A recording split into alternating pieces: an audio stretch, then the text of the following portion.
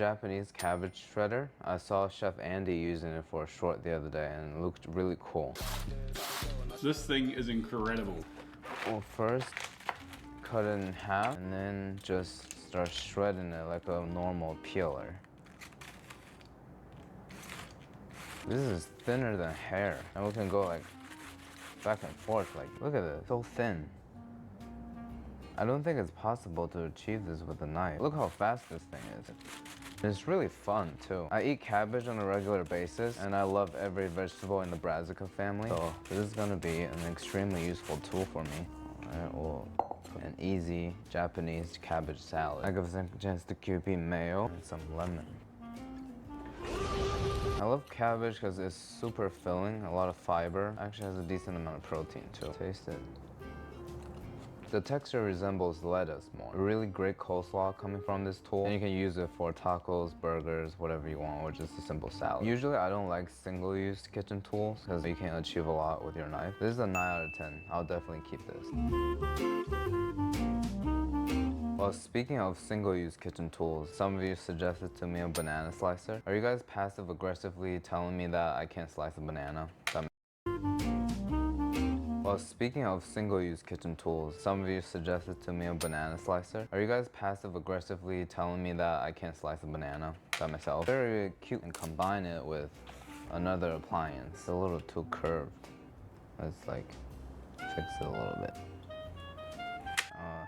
I guess that's it. It looks very nice. The design is very on theme. A lot of people criticize how I peel a banana. Apparently you're supposed to like start here. That's how monkeys do it. What I want to say is like, I'm not a monkey, you know? I'm gonna peel it like, see, this one fits perfectly.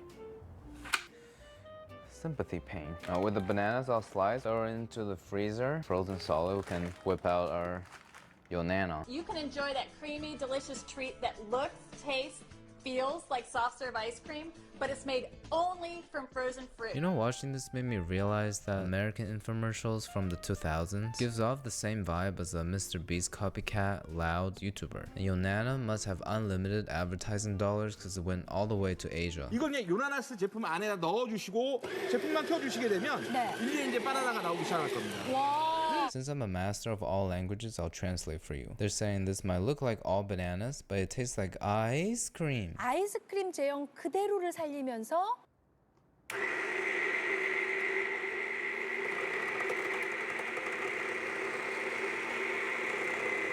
Is the banana too big?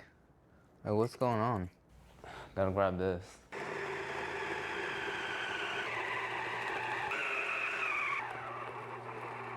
Finally, it actually looks pretty smooth. Let's see what it looks like on the inside. Like, I thought it was gonna be more of a slushy sorbet type of texture. This looks very much like ice cream. Banana and blueberries. See, if Yonana is better than Ninja Creamy. 중요한 건 지금 드시는 Wow, I can't believe I'm saying this, but I actually think this is ice cream. High speed broke it all down. It didn't have any of the watery flavor and it emulsified everything together. This must be the creamiest frozen fruit puree I've ever tasted. I didn't know Yonana is actually worth it. I had such low hope for this product. Never judge a book by its cover. Never judge appliance by its stupid ass name. Okay, bro, we're trying to make these gains. You better be eating your chicken and vegetables, and the only downward spiral I want in my diet are zoodles. The best way to increase the freshness and flavor of cucumber is to rub salt on the surface. That removes the stipple. Get the cucumber wet, roll it around in salt, rub it all over, and rinse it off. Thinner noodles and thicker noodles. Put it in and start twisting. Feels like a pencil sharpener. After the initial resistance, it became very easy. Let's see how long of a zoodle we can make. Oh, my wrist is hurting. That's what happens when you handle a cucumber.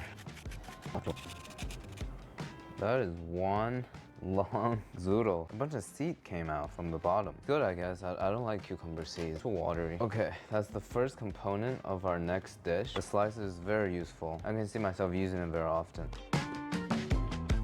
Large pieces of chicken breast could be a little dry and tough to eat, and this is a chicken breast shredder. Let me just say, this looks like a really big, you know what, it's a family-friendly channel. I've never seen anything that resembles. Put our breast in. Start driving it. When the chicken's pretty well shredded, start making a sauce, a peanut butter based sauce. I don't have peanut butter, but I have peanut butter powder, PB2, 2 tablespoons, some soy sauce, rice wine vinegar, some chili oil as well. Mix that together, it's gonna get pretty thick.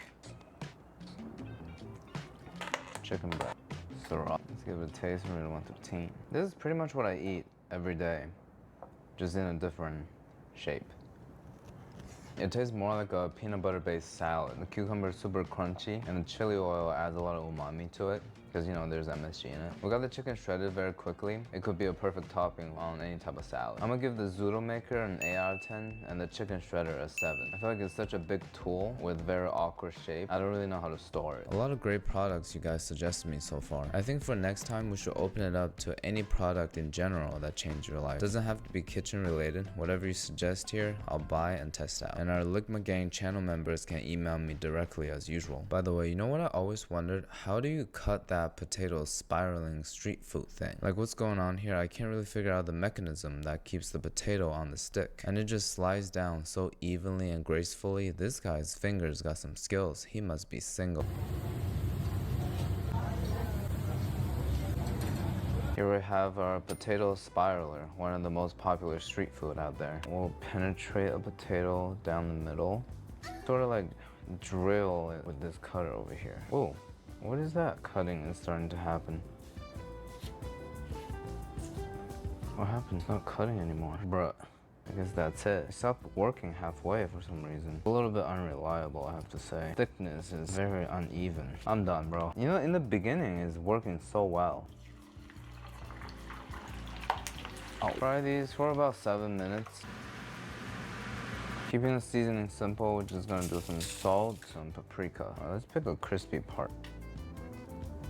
It's like a single piece of never-ending chip. I'm gonna give this dish a 9 out of 10, but the tool didn't make it any easier for us to make this, so it only deserves a 3 out of 10. Before we move on to the next one, I just want to say all the gadgets so far have worked out, but unfortunately most kitchen tools don't make our lives easier at all. That's when today's sponsor Factor is here to rescue. Factor provides chef-crafted, dietitian-approved meals that shows up at my door, fresh, never frozen, and only takes a few minutes to prepare. No prep, no dishes, just heat, eat, and I can get back to making low quality videos for my high quality subscribers. With over 35 meals to choose from per week, including options like keto, calorie smart, vegan, veggie, and more. You can also make sure you're making a sustainable choice. Factor offsets 100% of delivery emissions and sources 100% renewable electricity for their production sites and offices. I've been trying out the Protein Plus meals because you guys know I'm on the Gabic diet. Get as big as I could. These boxes make it very convenient for me and I'm genuinely impressed at the taste. Head to factor75.com or click the link below and use code 50canoe to get 50% off plus free shipping on your first Factor box. That's code 50canoe at factor75.com to get 50% off plus free shipping on your first Factor box.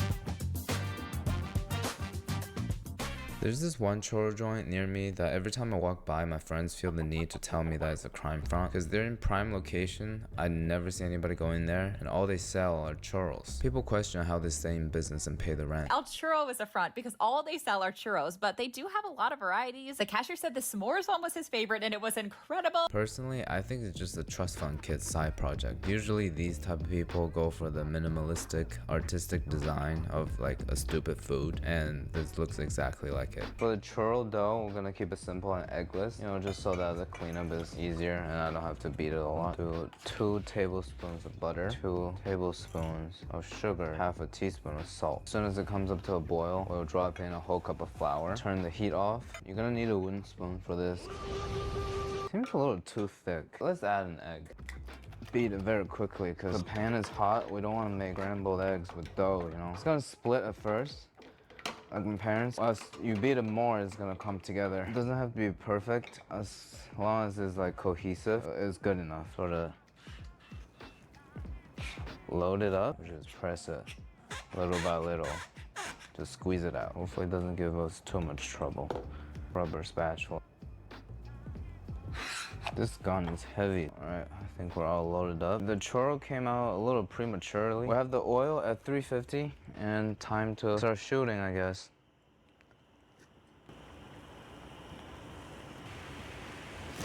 taking shape very well. We'll just leave it there to fry for a bit. Now that we have some color on there, more like a funnel cake now. We'll let it drain on a wired rack. It could be served at a Michelin star restaurant and be called art. Dust it with cinnamon sugar. Sugar's not really sticking, I guess just a lot of cinnamon then.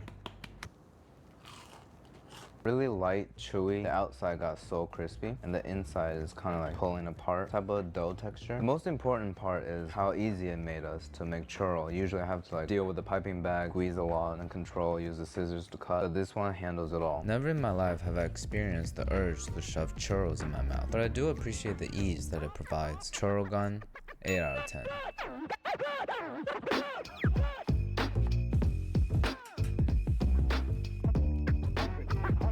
When we press the start button, it's gonna spin itself. So let's see how it does it. Okay, bro. This is the most sus tool so far. And it gets more intense every time you press the button. I don't feel good holding it, so we're gonna... Oh, Lord. My first time putting a vibrating tool into a pot of stew. That kind of rhymed. Which is something I've only experienced figuratively. We'll just leave it in here for 20 minutes and I'll see you guys later.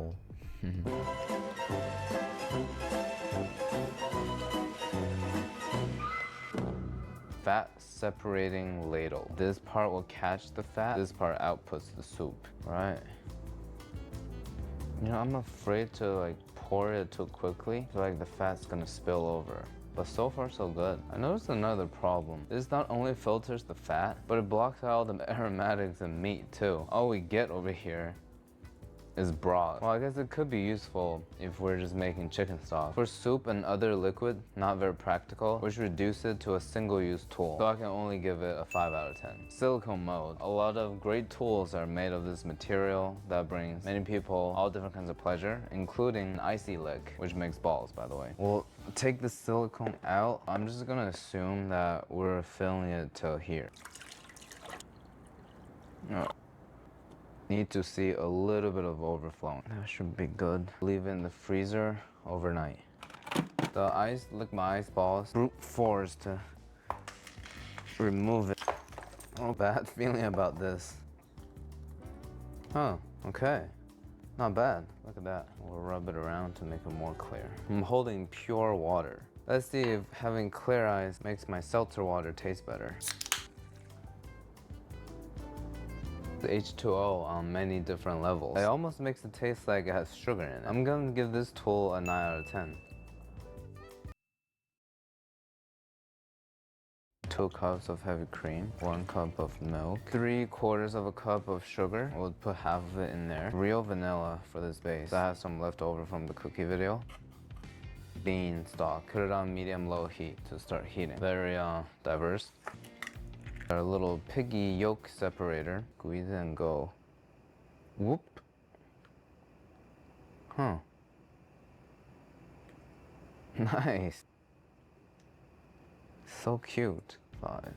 Okay, it's a little too big for this pig's mouth. Now with the other half of the sugar, whisking it until it's combined. When you beat egg yolks, the fat inside is gonna start trapping air. That's why the color changes. Once it's thick and kind of pale like this, very slowly incorporate the cream into the eggs. Vanilla seeds from earlier, back into the pan. Make sure you get all that vanilla season, dessert MSG, you know what I'm saying? Until it coats the back of the spoon. If you want to be more precise, that's 170 degrees Fahrenheit. 170. Stop, turn it on. Strain the mixture. We can't put this straight into the machine right now. It's gonna break it. If you have patience, you can just leave it in the fridge overnight. This is gonna take a while. The instructions said we have to let it be in there for at least 12 hours. Collected a lot of ice. How do we get it off? See if it's gonna release it. But now it's freezing on the bottom. No! All right, that took a lot of scraping with a fork right in with the base. Put the top on and start turning it. Oh, turning paddle hitting against the ice, definitely breaking the machine a little bit. Yeah, it can't even move. This is bad. That ice really damaged the interior wall. Yeah, I give up. I'm gonna do this with a spoon. You know, sometimes you can't trust these machines. Just my wrist and repetitive motion will definitely get it to come to the correct consistency.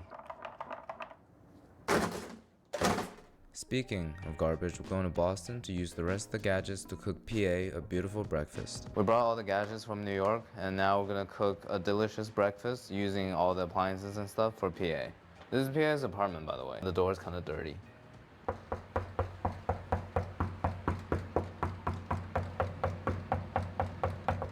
Relax. What's up? I have to move my glass. What's up with the corduroy?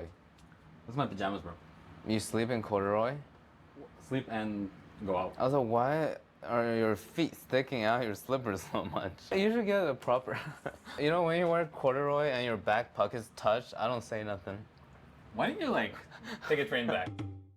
Besides all the gadgets, I actually brought you a gift. Okay. You know how you always roast me for, you know, messing with the ledge of your remote? Oh, the battery ledge. Yeah. Sort of like a fidget toy that you can play with that doesn't damage the remote. Isn't that considerate? I'm confused. So you break my remote, so you bought something else so I don't break the remote. Yeah. Alright, cool. Just make sure. So here it is. What is that? Try it out, man. What is So that? let me show you how to play. Here are a couple functions.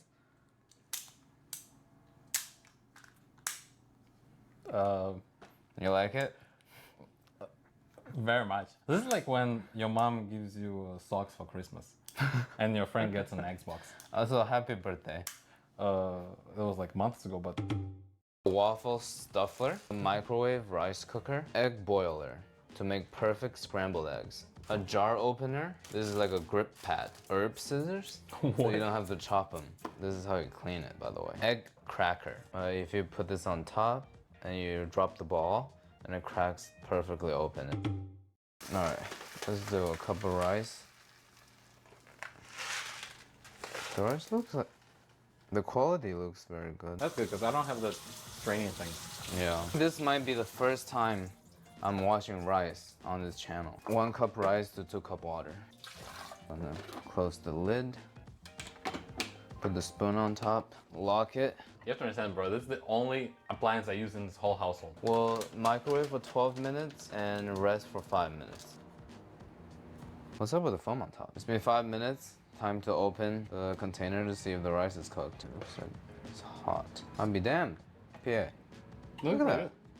Microwave rice. I just can't get over the fact I said I'll be damned, but... Give me your hand. Oh!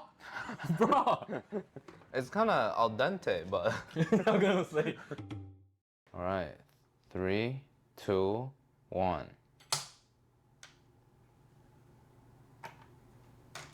Bruh, it looks like the final completion of Super Mario. You know how like he gets on the flag and he like drops down? 1, 2, 3.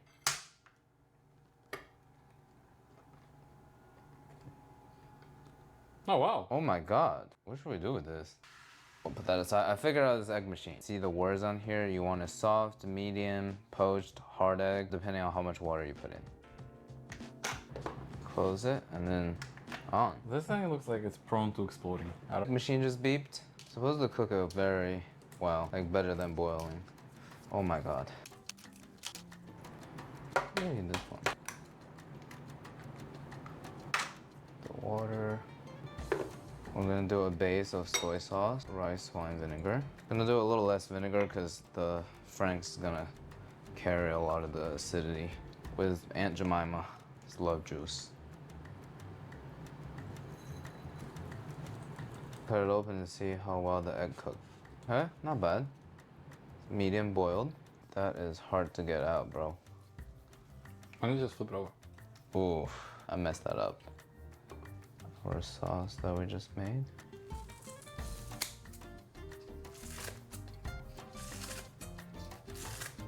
Alright, that's kind of cool. It does open pretty easily.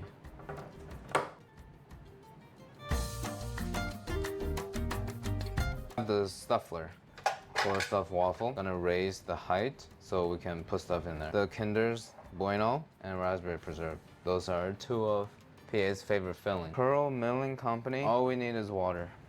I think you're supposed to keep it inside. Shut up. No waffle for you. Cup. So the key to a fluffy pancake is to not mix it thoroughly. Once it's kind of clumpy, we'll just let it hydrate itself. That's how the baking powder and the baking soda in there is gonna have the chemical reaction and give it more texture. Why did we get this? Because it's frozen. And it's dirty. First, let this heat up. In the meantime, we'll open this jar of raspberry preserve.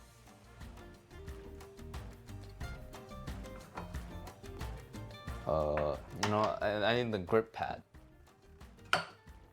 I see. Do with you deadlifting? No, I don't have time to remove all these. Sorry. Remove what? The weight. But guys, no need remove plates. I will do the same weight. What? Are you joking? Bro. Deadlifting? Like this one.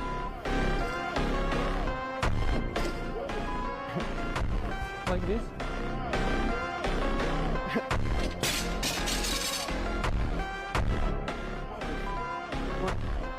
Well, Try to do the same before set. Do with you deadlifting? no, I don't have time to remove all these. Sorry. Remove what? The weight. But guys, no need remove plates. I will do the same weight. What? Are you joking? Bro. Deadlifting? As he empties out this pomelo, it'll transform into something far more useful. Because pomelo rind is unusually thick and packed with natural oil, so once it's rinsed and the outer layer is lightly shaved, it tightens into a material that's both lightweight and incredibly tough. But it's lightly heated up to soften the rind, so he can press it into the perfect shape, which craftsmen in China have done for centuries. Because he pounds the inside of the pomelo, crushing the fibers until the entire shell becomes dense like wood. So after it's shaped and sanded one last time, it's then sealed with natural lacquer, and because the rind naturally resists mold and moisture, it becomes a traditional teacup that lasts for decades. As he empties out this pomelo, it'll transform into something far more useful. Because pomelo rind is unusually thick and packed with natural oil, so once it's rinsed and the outer layer is lightly shaved, it tightens into a material that's both lightweight and incredibly tough. But it's lightly heated up to soften the rind, so he can press it into the perfect shape, which craftsmen in China have done for centuries. Because he pounds the inside of the pomelo, crushing the fibers until the entire shell becomes dense like wood. So after it's shaped and sanded one last time, it's then sealed with natural lacquer, and because the rind naturally resists mold and moisture, it becomes a traditional teacup that lasts for decades. As he empties out this pomelo, it'll transform into something far more useful. Because pomelo rind is unusually thick and packed with natural oil, so once it's rinsed and the outer layer is lightly shaved, it tightens into a material that's both lightweight and incredibly tough. But it's lightly heated up to soften the rind, so he can press it into the perfect shape, which craftsmen in China have done for centuries. Because he pounds the inside of the pomelo, crushing the fibers until the entire shell becomes dense like wood. So after it's shaped and sanded one last time, it's then sealed with natural lacquer, and because the rind naturally resists mold and moisture, it becomes a traditional teacup that lasts for decades. As he empties out this pomelo, it'll transform into something far more useful. Because pomelo rind is unusually thick and packed with natural oil, so once it's rinsed and the outer layer is lightly shaved, it tightens into a material. Now introducing the toy of the future, Zip String! Anything the user does, Zip String follows.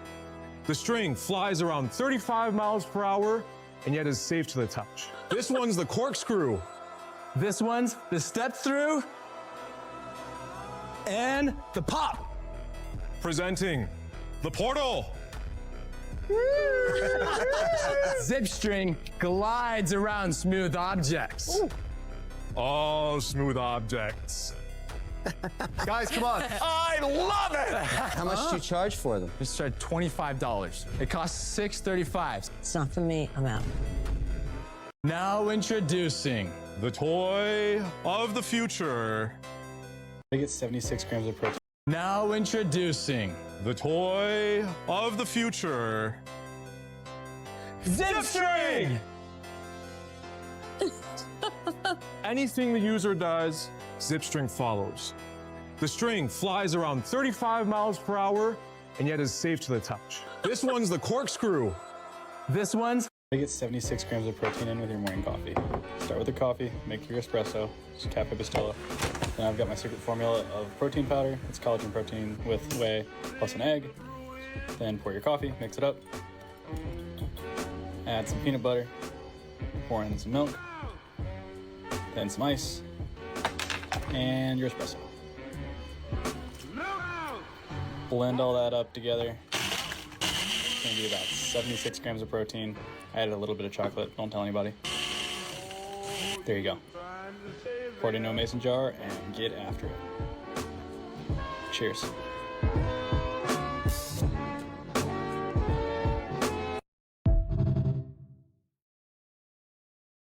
I get 76 grams of protein in with your morning coffee. 20 grams of bread flour, 35 grams of sugar, 35 grams of sugar, 7 grams of fine sea salt. 7 grams of not so fine sea salt. Give that some whiskey business. Giving whiskey business. With your stand mixer running on low speed, go ahead and add your milk and yeast mixture. When my hand is going low speed, I'm gonna add my milk mixture. Add your Tangzong paste that you made earlier. Add the Tangzhong paste I made earlier. Followed by 1 whole egg and 1 egg yolk, which are ideally room temperature. Room temperatured 1 whole egg, 1 egg yolk. Increase your mixer speed to medium-low. Increase my speed to medium-low. Once incorporated, gradually add 42 grams of butter. Okay, why does mine look like that?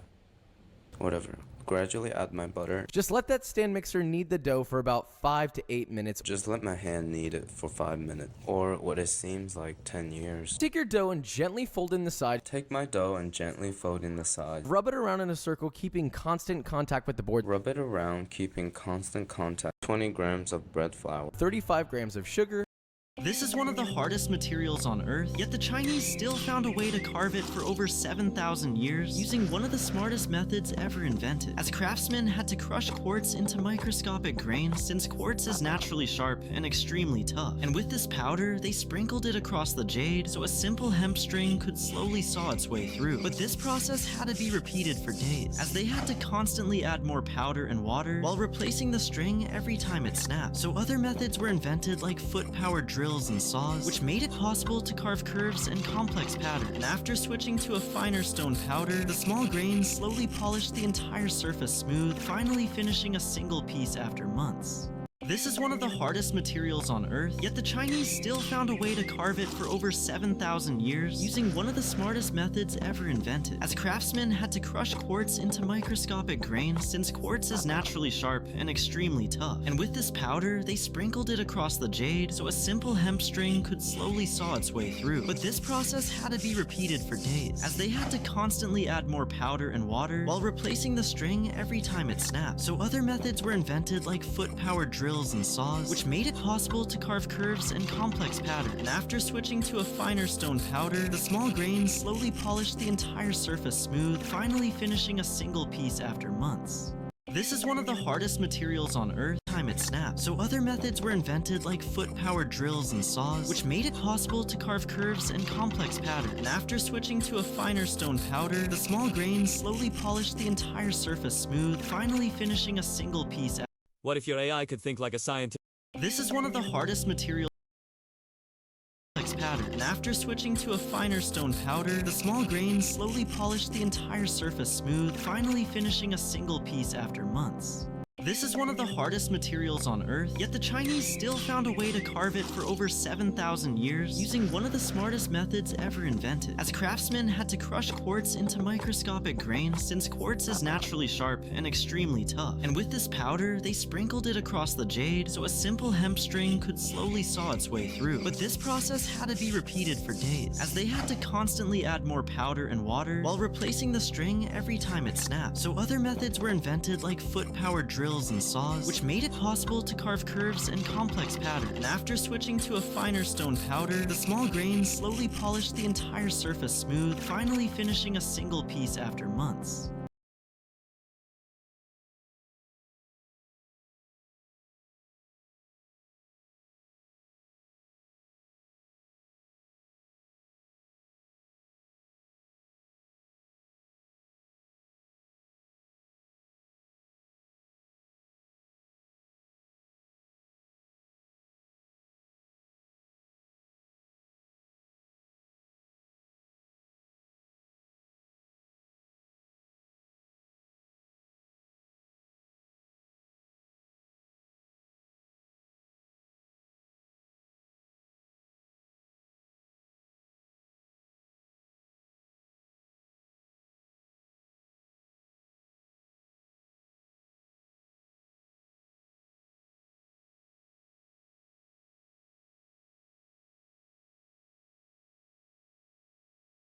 What if you're This is one of the hardest materials on Earth, yet the Chinese still found a way to carve it for over 7,000.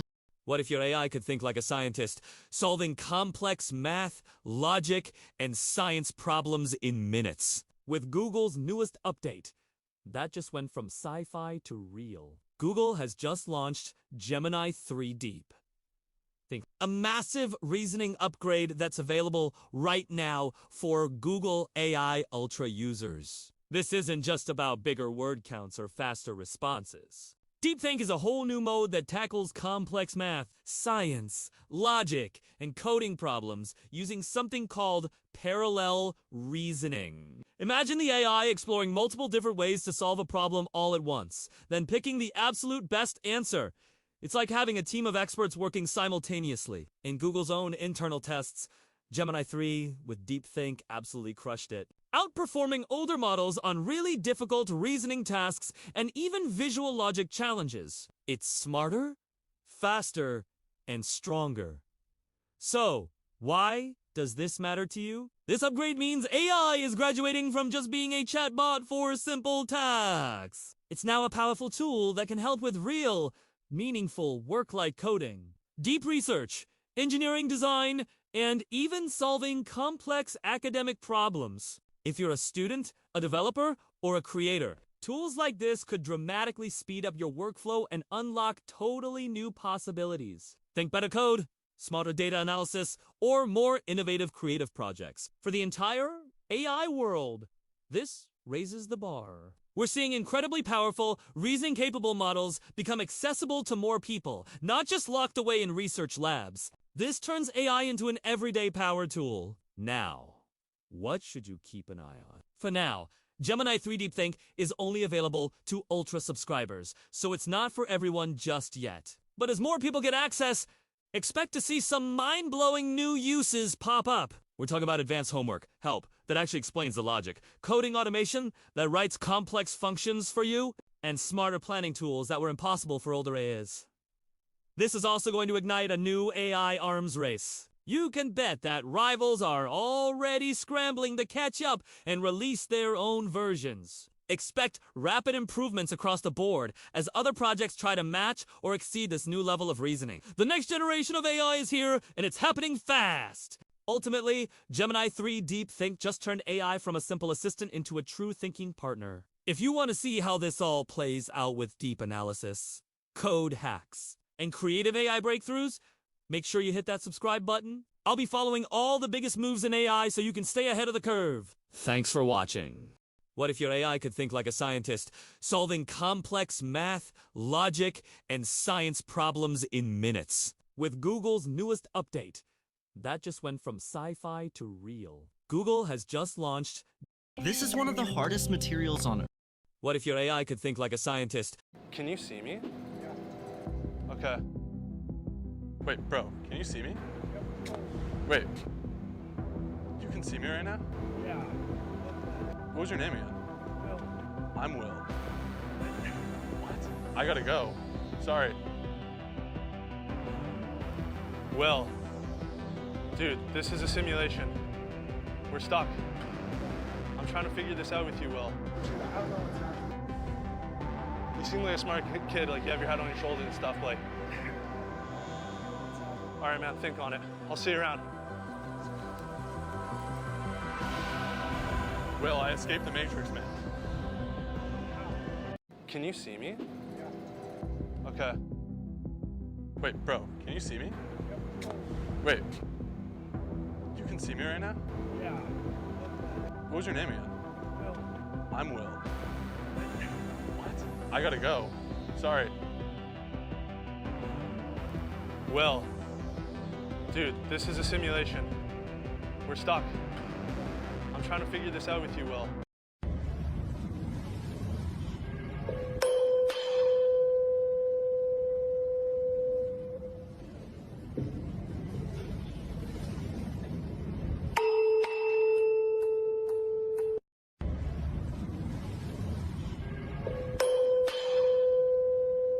Today, let's test our straight arm strength. So I'm going to run up the wall like this. I've got the fingers turned out. I'm going to walk lightly down the wall, push up into protraction, see if I can step into my tuck planche position.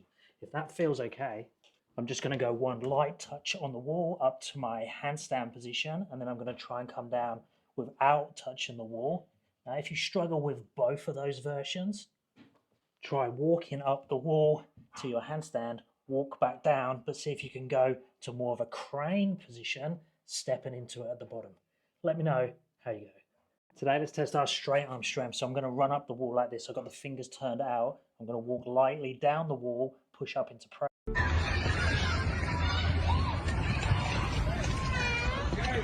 No?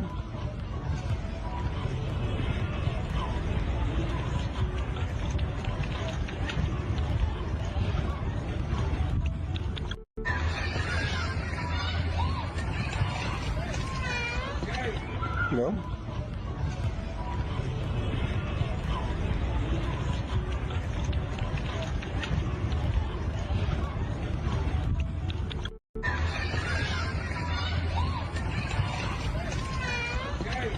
No? If you were to take a chunk of ice and place it directly on a running CPU, as you can imagine, the temperature of the processor would immediately start to decrease. However, this is far less than ideal because it leaves behind liquid water, which can conduct electricity and destroy our entire system. So what would happen if we were to turn over our motherboard so that it was entirely upside down?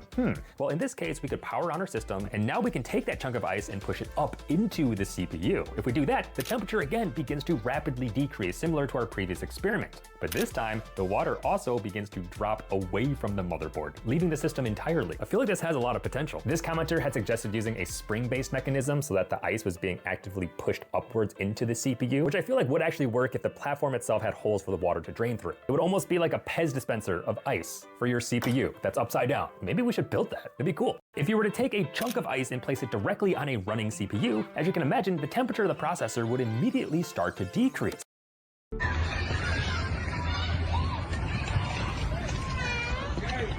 If you were to take a chunk of ice and place it directly on a running CPU, as you can imagine, the temperature of the processor would immediately start to decrease. However, this is far less than ideal because it leaves behind liquid water, which can conduct electricity and destroy our entire system. So what would happen if we were to turn over our motherboard so that it was entirely upside down? Well, in this case, we could power on our system, and now we can take that chunk of ice and push it up into the CPU. If we do that, the temperature again begins to rapidly decrease, similar to our previous experiment. But this time, the water also begins to drop away from the motherboard, leaving the system entirely. I feel like this has a lot of potential. This commenter had suggested using a spring-based mechanism so that the ice was being actively pushed upwards into the CPU, which I feel like would actually work if the platform itself had holes for the water to drain through. It would almost be like a Pez dispenser of ice for your CPU that's upside down. Maybe we should build that. It'd be cool. If you were to take a chunk of ice and place it directly on a running CPU, as you can imagine, the temperature of the processor would immediately start to decrease. However, this is far less than ideal because it leaves behind liquid water, which can conduct electricity and destroy our entire system. So what would happen if we were to turn over our motherboard so that it was entirely up?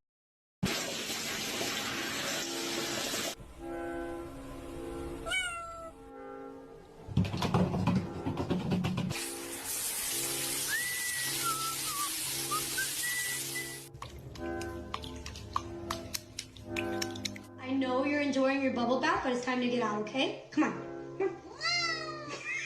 Come on. It's time to get out. Yeah.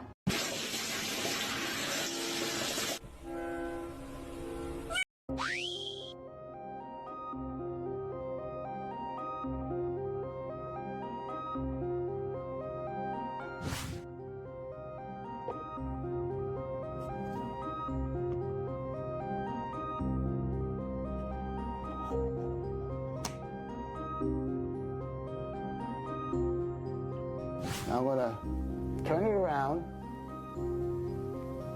and if I carefully line it up, it has to be exactly lined up for it to work.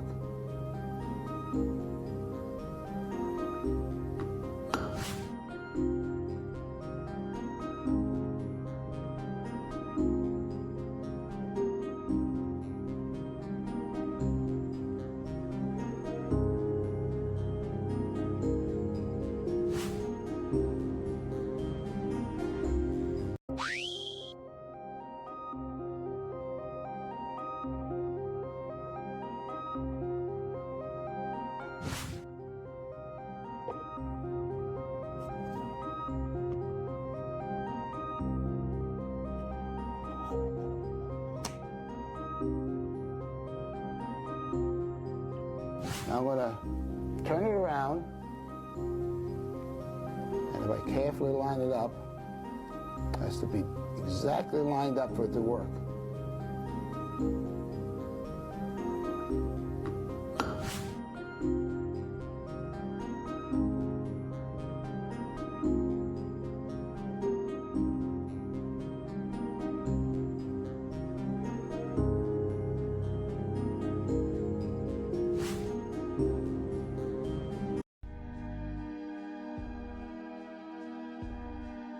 But also with a set of traditional keys.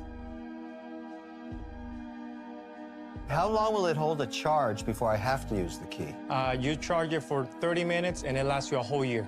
A year? A year with one single charge. How much is it going to cost to make it, and what's it going to cost at retail? I did a survey in LA with 1,041 people with just a prototype, and I told them, are you willing to buy this if it's on the shelf? And they all say 99.9 say yes.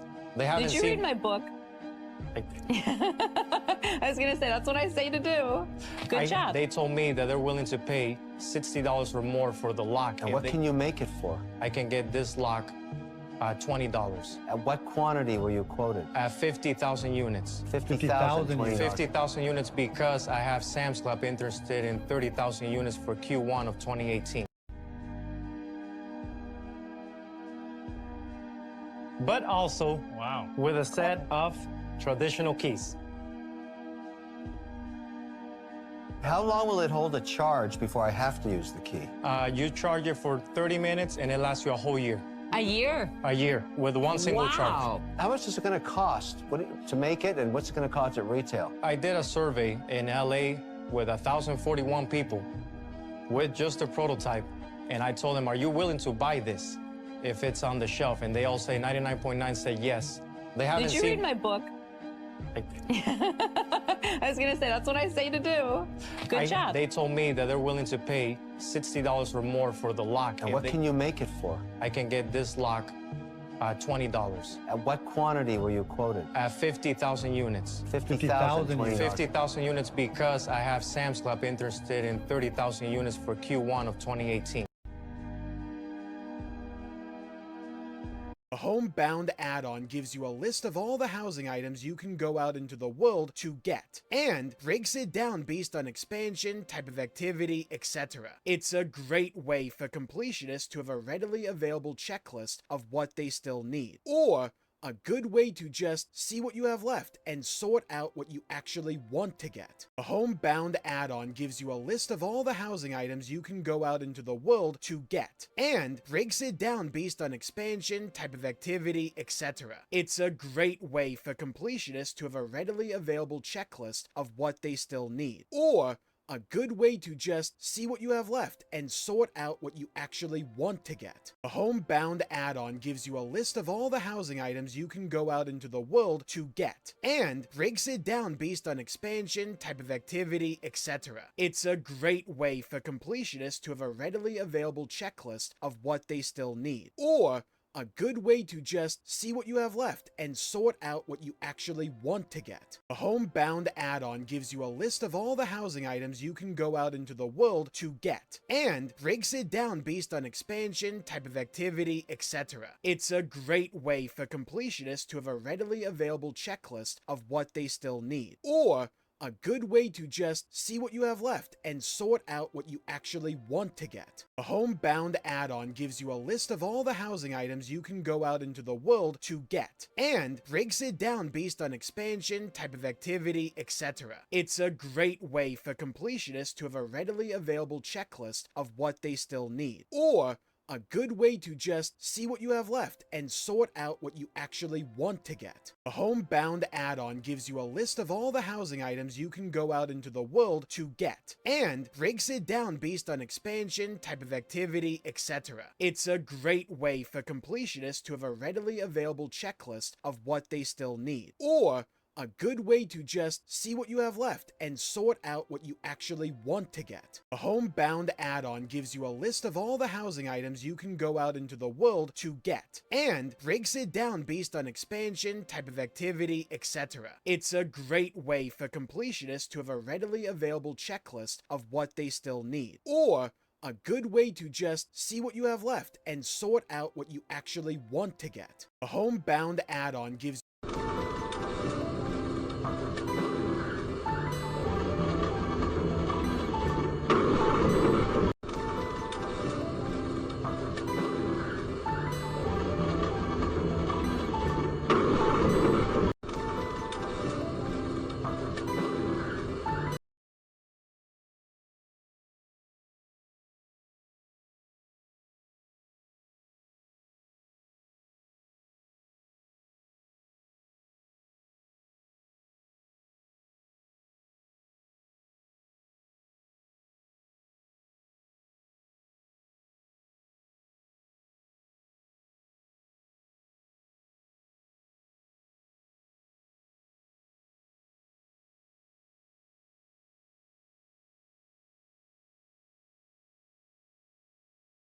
I don't think I queue the wave until he queues me, then I can hit. Oh, actually, he's doing this. Yeah, fuck you. Fuck you. Thanks for $20, buddy. Thanks for $30, buddy. He started barrel instead of Q. And he just got no fucking value out of it. Thanks for $40, buddy. I don't think I queued the wave until he...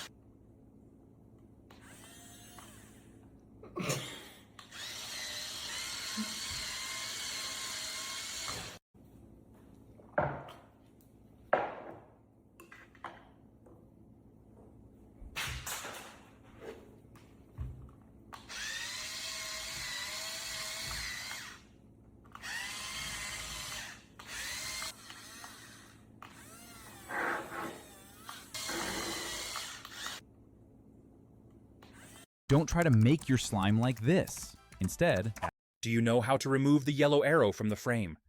You can't lift any of the pieces. You have to remove the yellow arrow through the hole at the bottom. This is a puzzle from 2001.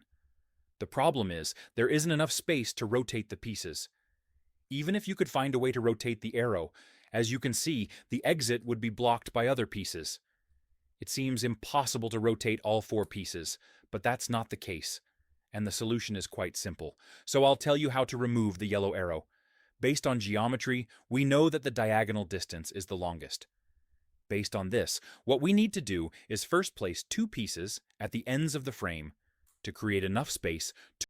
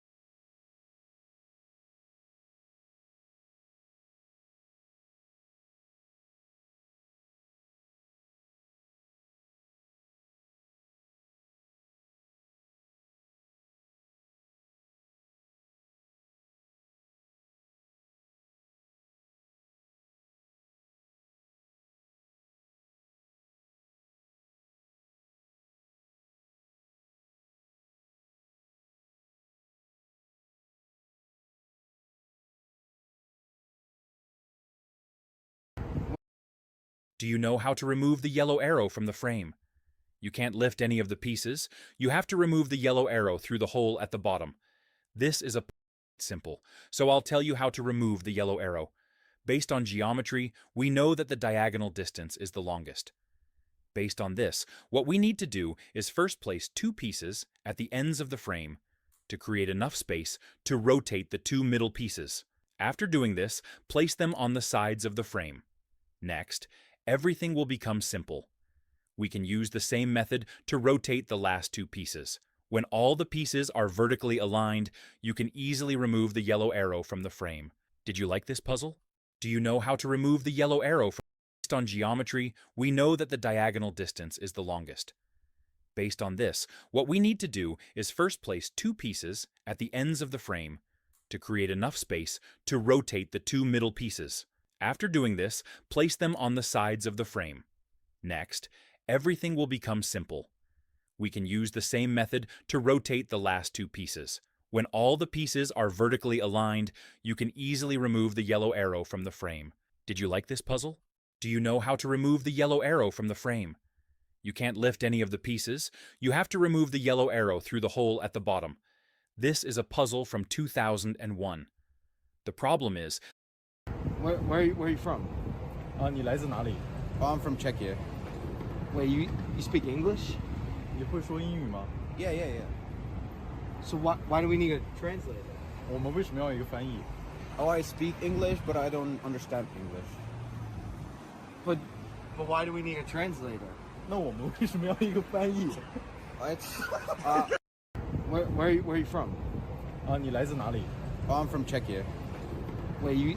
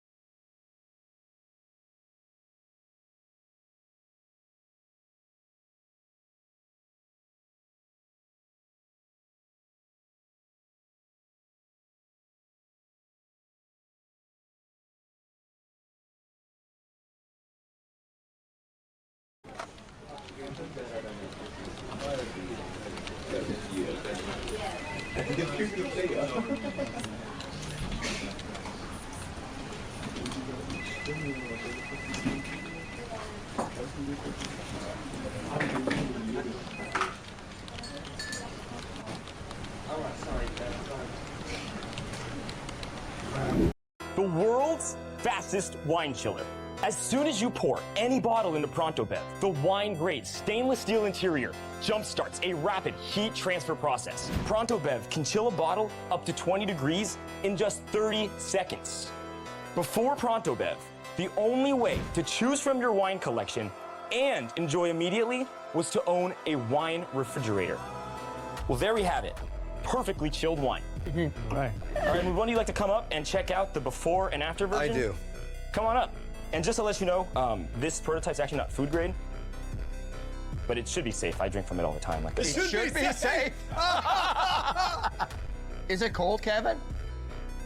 It's beyond chilled. It's cold. Is it the right temperature? It's the right temperature for a white. The world's fastest wine chiller. As soon as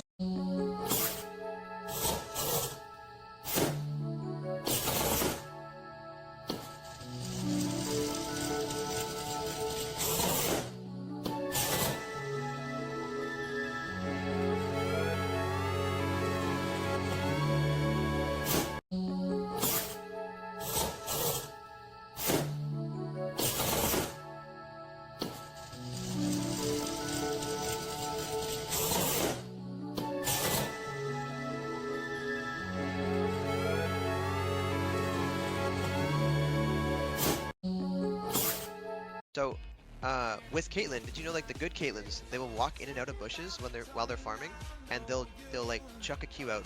They'll like walk right into the bush and chuck a Q, and you can't dodge it because no one knows it's happening. Does that make sense? Like hitting. So like you would literally just weave in and out of the wave. So yeah, you walk out, you auto me. You walk out, you auto me. Right? Right? You back up, you walk out, you auto me. Right? Keep trying that, and then exactly. So. With Caitlyn, did you know like the good Caitlyns, they will walk in and out of bushes while they're farming, and they'll like chuck a Q out. They'll like walk right into the bush and chuck a Q, and you can't dodge it because no one knows it's happening. Does that make sense? Like hitting.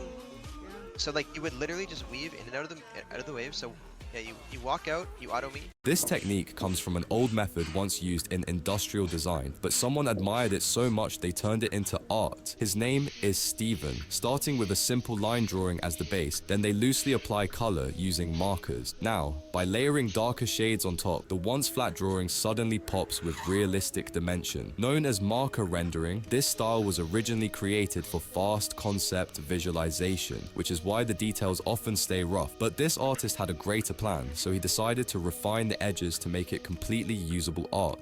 This technique comes from an old method once used in industrial design, but someone admired it so much they turned it into art. His name is Steven. Starting with a simple line drawing as the base, then they loosely apply color using markers. Now, by layering darker shades on top, the once flat drawing suddenly pops with realistic dimension. Known as marker rendering, this style was originally created for fast concept visualization, which is why the details often stay rough. But this artist had a greater plan, so he decided to refine the edges to make it completely usable art. This technique comes from an old method once used in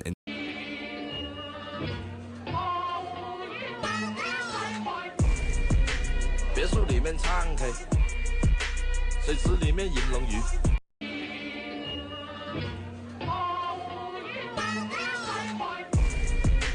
别墅里面唱 K， 水池里面饮龙鱼。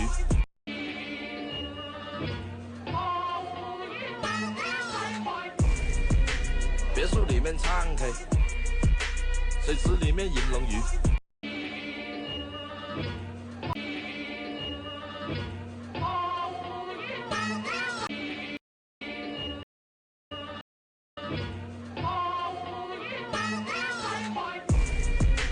别墅里面唱 K， 水池里面饮龙鱼。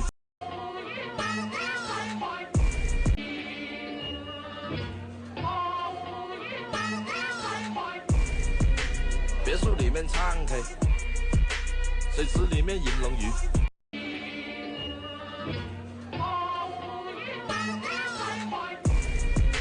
别墅里面唱 K， 水池里面饮龙鱼。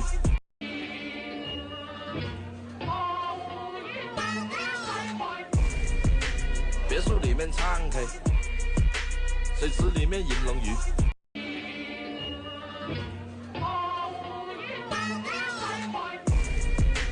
别墅里面唱 K，水池里面饮龙鱼。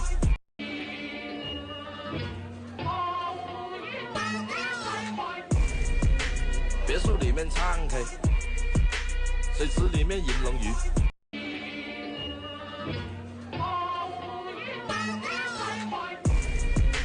别墅里面唱 K，水池里面饮龙鱼。We're running out of time. What are you talking about? I can't get out. It's going too fast. Dude, relax. We have plenty of time. How can you say that?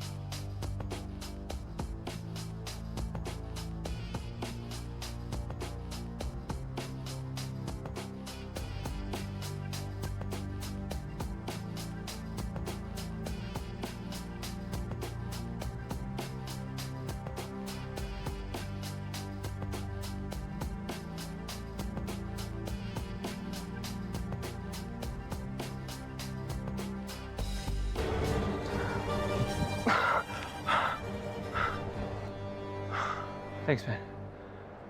We're running out of time. If you want to sell online but don't want to show your face, you should not skip this AI tool. All you need is a product image and an avatar image. The avatar can be anyone. You can even generate an AI character yourself. You'll also need a script. You can write it on your own or just use ChatGPT. Next, go to HeyGen AI. Choose the app with the shopping cart icon. Upload your product image and your avatar into the correct slots. Then click Generate Image. The AI will give you a few options, just pick the one you like. After that, paste in your script or upload your pre-recorded voice. Click Generate Video. The whole process takes about 2 to 3 minutes, and this is the final result. This is Ethel, more than just a fragrance. It's a quiet statement of who you are. What do you think? Drop your thoughts in the comments below. If you want to sell online but don't want to show your face, you should not skip this AI tool. All you need is a product image and an avatar image. The avatar can be anyone. You can even generate an AI character yourself. You'll also need a script. You can write it on your own or just use ChatGPT.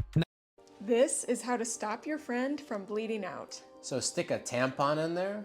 No, because stopping a bleed like this isn't about absorption. It's about pressure. You see what he's doing there? He's sequentially putting more and more gauze in there while maintaining that pressure.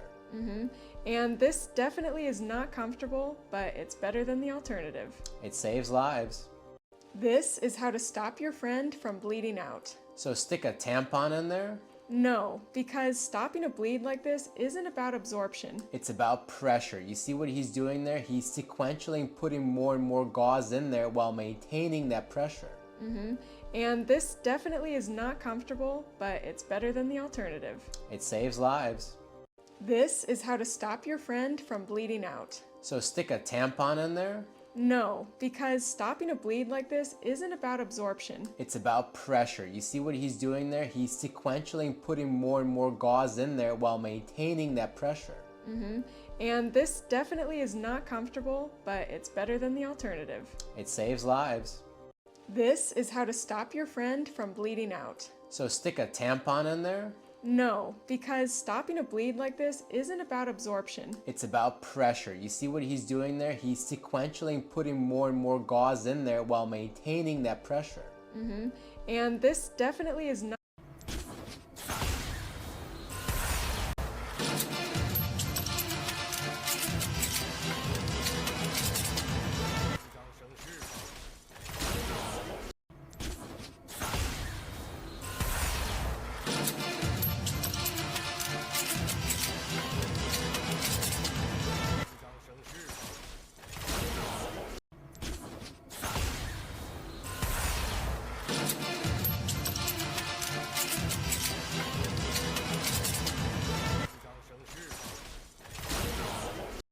This is how to stop your friend from bleeding. Everything might not be perfect. Blue or red? Can I choose you instead? Blue or red? Blue. You got this. What's red? You'll have to see. Blue or red? I'll take the blue pill.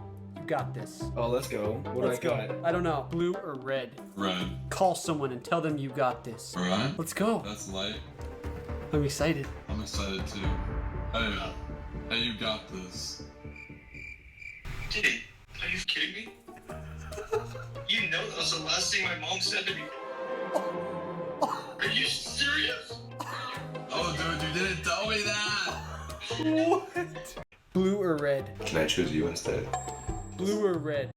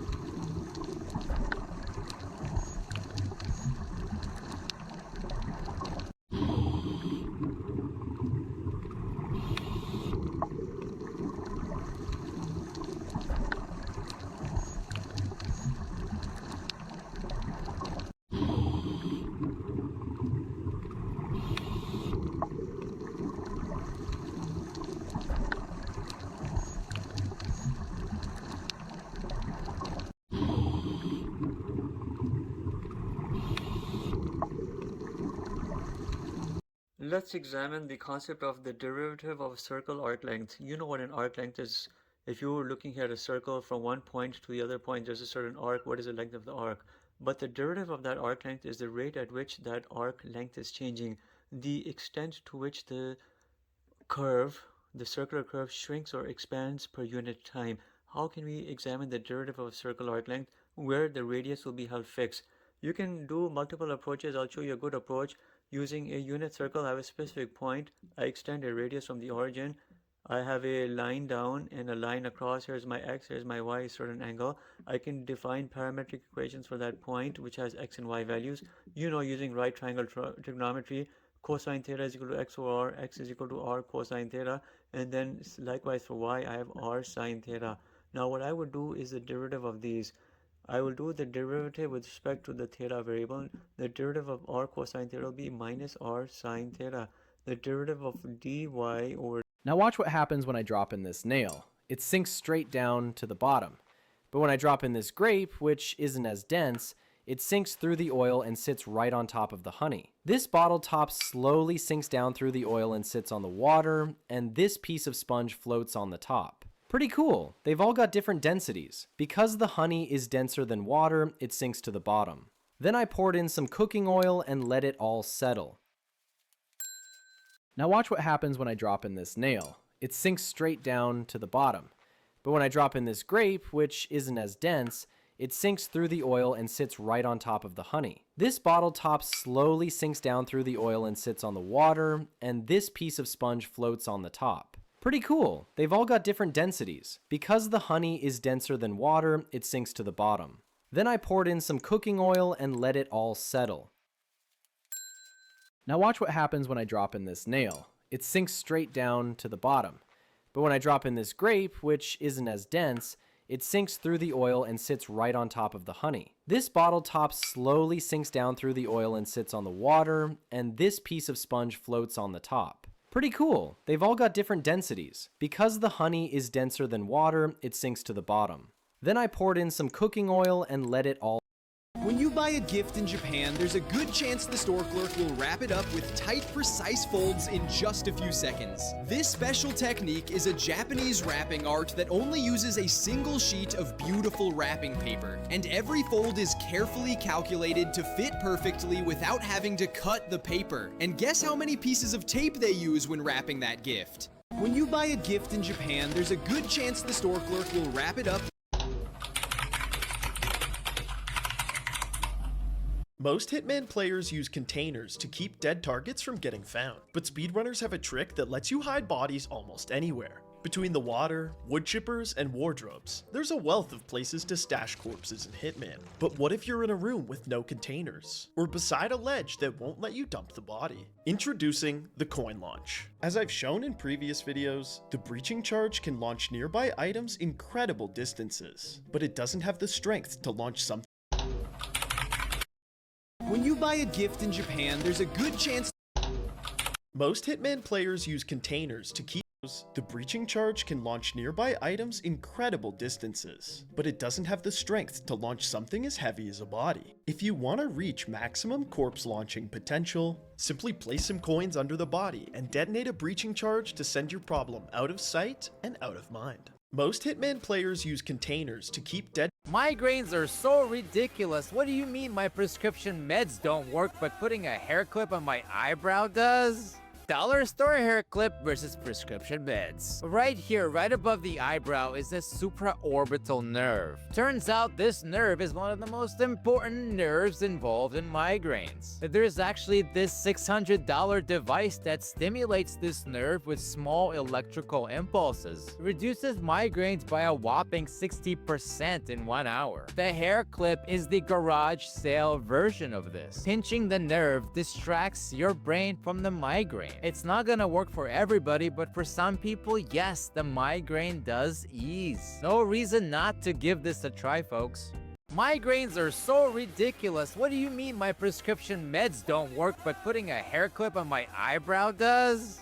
Dollar store hair clip versus prescription meds. Right here, right above the eyebrow, is the supraorbital nerve. Turns out this nerve is one of the most important nerves involved in migraines. There's actually this $600 device that stimulates this nerve with small electrical impulses. Reduces migraines by a whopping 60% in 1 hour. The hair clip is the garage sale version of this. Pinching the nerve distracts your brain from the migraine. It's not gonna work for everybody, but for some people, yes, the migraine does ease. No reason not to give this a try, folks.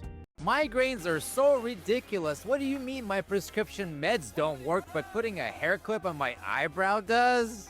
Dollar store hair clip versus prescription meds. Right here, right above the eye. And this 6 tea including green tea, white tea, yellow tea, oolong tea, black tea, or some country call it rye tea, and dark tea. But one thing you must know, so it's not the plant decide the tea category, but the processing method and also the fermentation level. So those steps shape tea's flavor, aroma, and even its health benefits.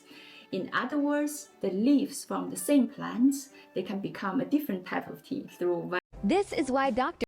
And this 6 tea including green tea, white tea, yellow tea, oolong tea, black tea, or some country call it rye tea, and dark tea.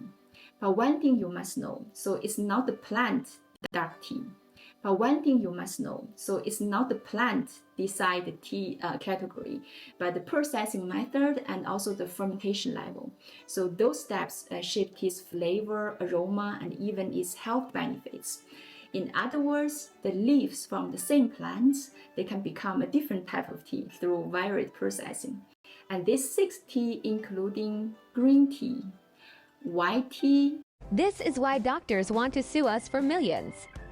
No more need for expensive doctor's visits or surgery. If you look closely, she was stepping on her toe to pretend like she had a bunion in the first place, and she even added a cracking sound to the video.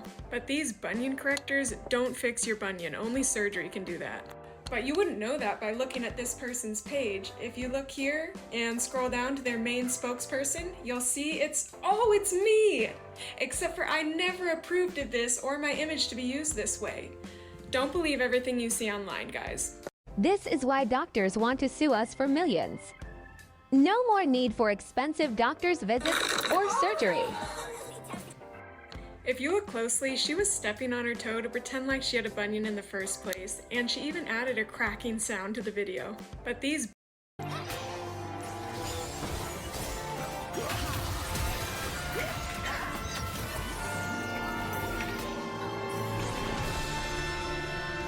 Are you? Oh my god! That's the biggest 200 IQ Anivia I've ever seen!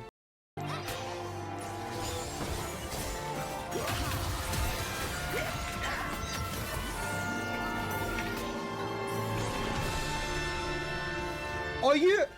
Oh my god! That's the biggest 200 IQ Anivia I've ever seen!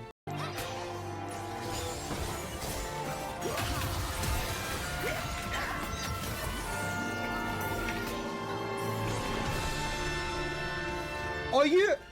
Oh my god! That's the biggest 200 IQ Anivia I've ever seen! Watch any successful person for a week and you'll notice something. They don't work harder than you. They work different. First difference, they treat time as their most valuable asset. While you're doing your own laundry and grocery shopping, they're paying someone else to do it. They're not cheap with their time. Every hour costs them money. Second, they fail faster. You spend 6 months planning the perfect business. They launch in 2 weeks, fail, adjust, and launch again. By the time you're ready to start, they've already failed 3 times and found what works. Third, they invest in information. While you're searching for free YouTube videos, they're paying $10,000 for a mentor. They know the right information at the right time is worth millions. Fourth, they're ruthless about their environment. Your 5 closest friends make 50,000. They hang with people making millions. Not to show off. To stay hungry. To think bigger. You become your environment. And here's the big one, they make decisions in seconds that you take months to make. They trust their gut. They know that a good decision made quickly beats a perfect decision made too late. But here's what most people miss, it's not just what they do differently. It's what they refuse to do. They refuse to waste time. They refuse to learn slowly. They refuse to stay comfortable. They refuse to be around mediocrity. So ask yourself, are you willing to do what successful people do? Or will you keep doing what everyone else does and wonder why you're stuck? Pick one habit from this list and start today. Comment which one. I study successful people every day and share what I learn. If you want to think like them, act like them, and win like them, follow for daily breakdowns. Comment success.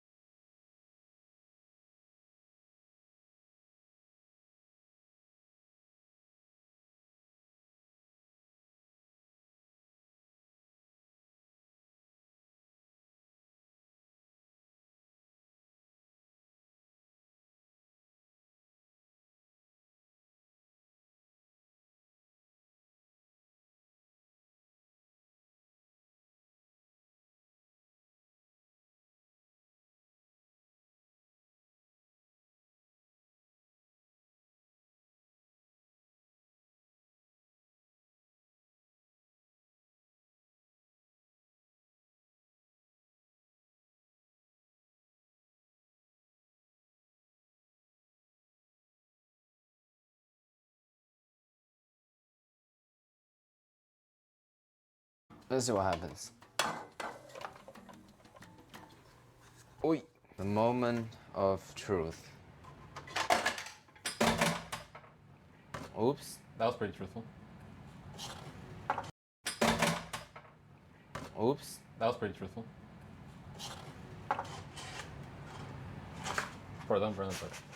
This looks amazing, yo. Wait, like, not gonna lie. Am I hungry or is this actually looking really good? This looks so good. Alright, we'll put it here. Stuffing all the chocolate bars. Bro, this is gonna be fire. No, this looks so good. Was this your favorite candy growing up?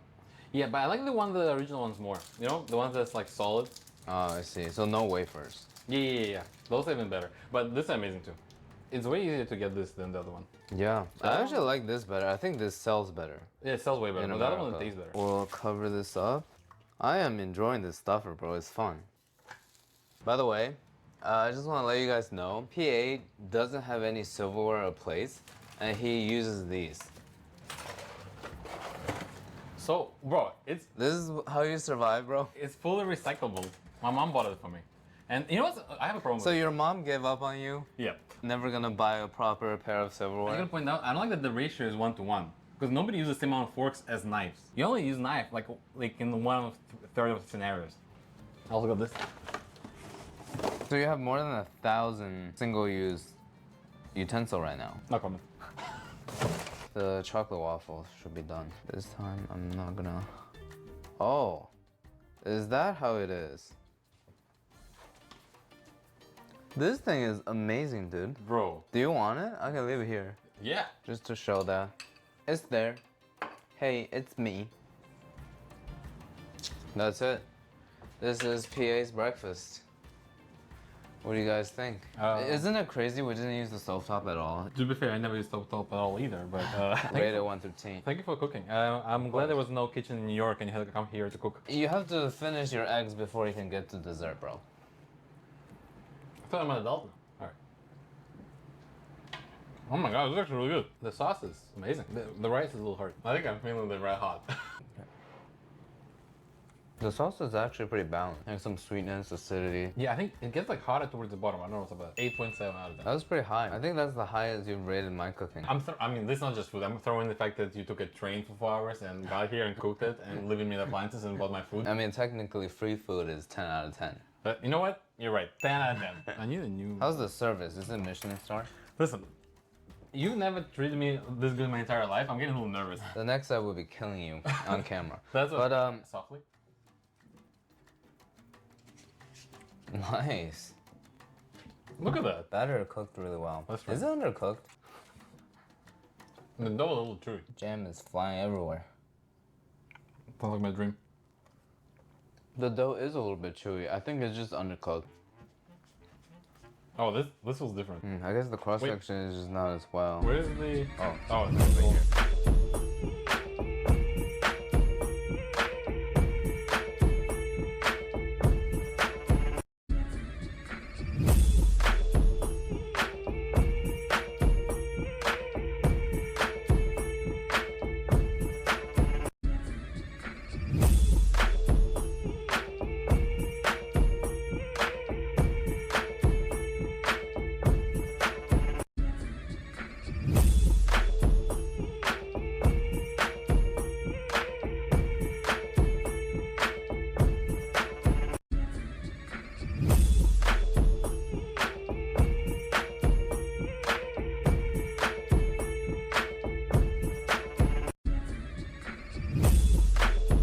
Now, I bet you didn't know that there are only 9 non-human animal species that have passed the mirror test. Developed by psychologist Gordon Gallup Jr. in 1970 as a behavioral test for animals to see if they possess the ability of visual self-recognition, aka when they look in a mirror, do they understand they're seeing themselves? The way that they go about testing this is actually by marking the animal's body with a certain type of dye in a location they can't see without a mirror. If the animal looks at themselves in the mirror and then touches, examines examines or directs behavior to the mark on its own body while viewing its reflection, it is considered to have passed the mirror test. Gallup first conducted this study using chimpanzees and found that unlike monkeys, they were able to recognize their own reflections. Since then, the only other animals that have passed the test are bonobos, gorillas, orangutans, dolphins, elephants, magpies, and most surprisingly, a small tropical reef fish called cleaner wrasse. Now, I bet you didn't know that there are only 9 non-human animal species that have passed the mirror test. Developed by psychologist Gordon Gallup Jr. in 1970 as a behavioral test for animals to see if they possess the ability of visual self-recognition, aka when they look in a mirror, do they understand they're seeing themselves? The way that they go about testing this is actually by marking the animal's body with a certain type of dye in a location they can't see without a mirror. If the animal looks at themselves in the mirror and then touches, examines, or directs behavior to the mark on its own body while viewing its reflection, it is considered to have passed the mirror test. Gallup first conducted this study using chimpanzees and found that unlike monkeys, they were able to recognize their own reflections. Since then, the only other animals that have passed the test are bonobos, gorillas, orangutans, dolphins, elephants, magpies, and most surprisingly, a small tropical reef fish, and the only other animals that have passed the test are to have passed the mirror test. Gallup first conducted this study using chimpanzees and found that unlike monkeys, they were able to recognize their own reflections. Since then, the only other animals that have passed the test are bonobos, gorillas, orangutans, dolphins, elephants, magpies, and most surprisingly, a small tropical reef fish called cleaner wrasse. Now, I bet you didn't know that there are only 9 non-human animal species that have passed the mirror test. Developed by psychologist Gordon Gallup Jr. in 1970 as a behavioral test for animals. POV. Now, I bet you didn't know that there are that have passed the test are bonobos, gorillas, orangutans, dolphins, elephants, magpies, and most surprisingly, a small tropical reef fish called cleaner wrasse. Now, I bet you didn't know that there are only 9 non-human animal species that have passed the mirror test. Developed by psychologist Gordon Gallup Jr. in 1970 as a behavioral test for animals to see if they possess the ability of visual self-recognition, aka when they look in a mirror, do they understand they're seeing themselves? The way that they go about testing this is actually by marking the POV. You're a break dancer on the street, and your favorite beat comes up.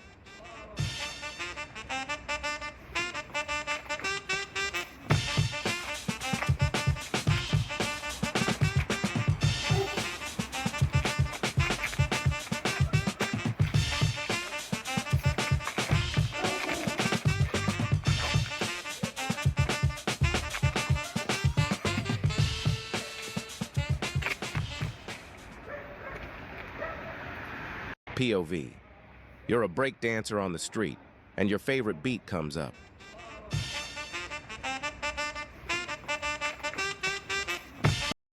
Fruit salad? More like physics salad. I discovered that I could do this when I was cutting up apples for my daughter the other day. It's just like Dr. Yurikimova's potato demonstration. When you stick a knife into something and then you hit the knife, what's gonna happen? Intuitively, even I thought at the time that the apple would fall off, but instead, the knife cuts right through the apple. It happens because when I hit the knife, all of its parts pretty much accelerate together, but the less connected apple accelerates more slowly, allowing the knife to race on through. I can use the same principle to bash my head safely. Hitting my head with this wooden table leg would hurt a lot. I mean, even this little bit doesn't feel too good. But if I put a dense, heavy tungsten cube in the way, I can bash my head as hard as I want, and I don't feel anything. This is moving quickly, but it takes a lot of force to accelerate this cube. So even when it's hit really hard, it barely accelerates, it barely moves, and it doesn't hurt.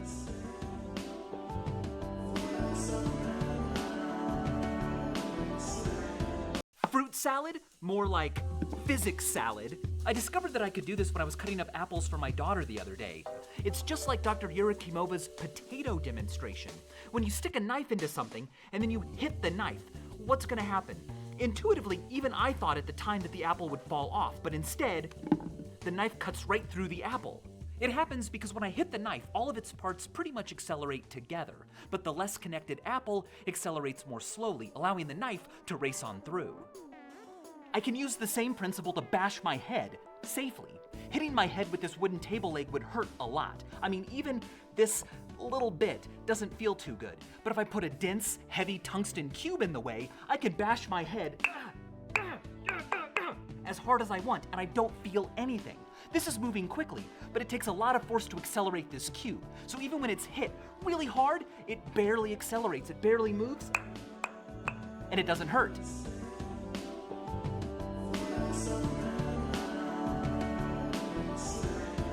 Fruit salad? More like physics salad. I discovered that I could do this when I was cutting up apples for my daughter the other day. It's just like Dr. Yurakimova's potato demonstration. When you stick a knife into something and then you hit the knife, what's gonna happen? Intuitively, even I thought at the time that the apple would fall off, but instead, the knife cuts right through the apple. It happens because when I hit the knife, all of its parts pretty much accelerate together, but the less connected apple accelerates more slowly, allowing the knife to race on through. I can use the same principle to bash my head safely. Hitting my head with this wooden table leg would hurt a lot. I mean, even this little bit doesn't feel too good. But if I put a dense, heavy tungsten cube in the way, I can bash my head as hard as I want, and I don't feel anything. This is moving quickly, but it takes... All right, let's take a look at one of my employees today. She's hosing down the car, typical procedure. This donkey head just wets her for no reason, and she fires back. And then she just continues like nothing happened. She's getting Employee of the Month. All right, let's take a look at one of my employees today. She's hosing down the car, typical procedure. This donkey head just wets her for no reason, and she fires back. And then she just continues like nothing happened. She's getting Employee of the Month. All right, let's take a look at one of my employees today. Understanding movies is an amazing achievement. It means that your listening skills are strong and your brain recognizes natural English. But understanding does not equal fluency. Listening is one skill, speaking is another. If you don't know me, I'm George Alex. I've been a fluency coach for over 35 years. Let me help you speak and use English fluently and naturally. You can sit and understand every line, every joke, every emotion. Well, not every, but a lot. But when someone asks you a simple question in real life, your brain freezes. And that's normal. Movies expose you to the language, but they don't require you to produce it. It's the difference between watching someone cook and actually cooking. You can understand the recipe perfectly well, but until you try it yourself, you won't develop the cooking skill. In my fluency activation sessions, adults who understand everything suddenly realize how much they can say once we activate the speaking pathways. Short repetitions, simple patterns, calm practice, various topics, that's what creates fluency. If you want to turn your understanding into confident speaking, follow me. I will soon announce the coming free fluency activation session. Within minutes, you will feel the difference. Come and see for yourself how much you can improve within 60 minutes. Join me. Understanding movies is an amazing achievement.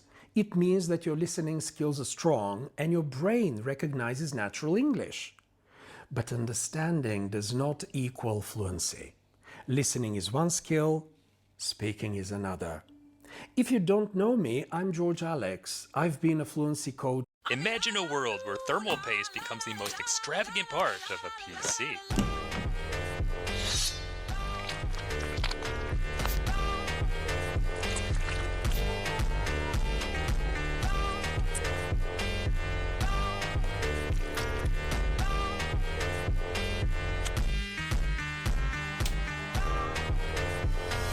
Now that's the world I want to live in.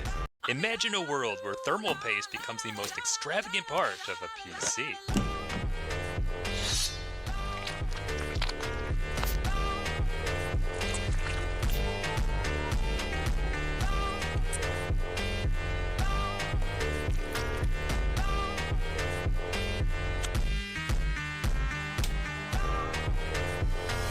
Now that's the world I want to live in. Imagine a world where thermal paste becomes the most extravagant part of a PC.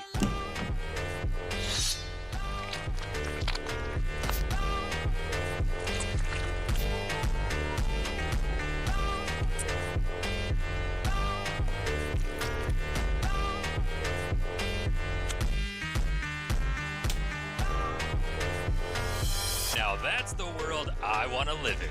Imagine a world where thermal paste becomes the most extravagant part of a PC.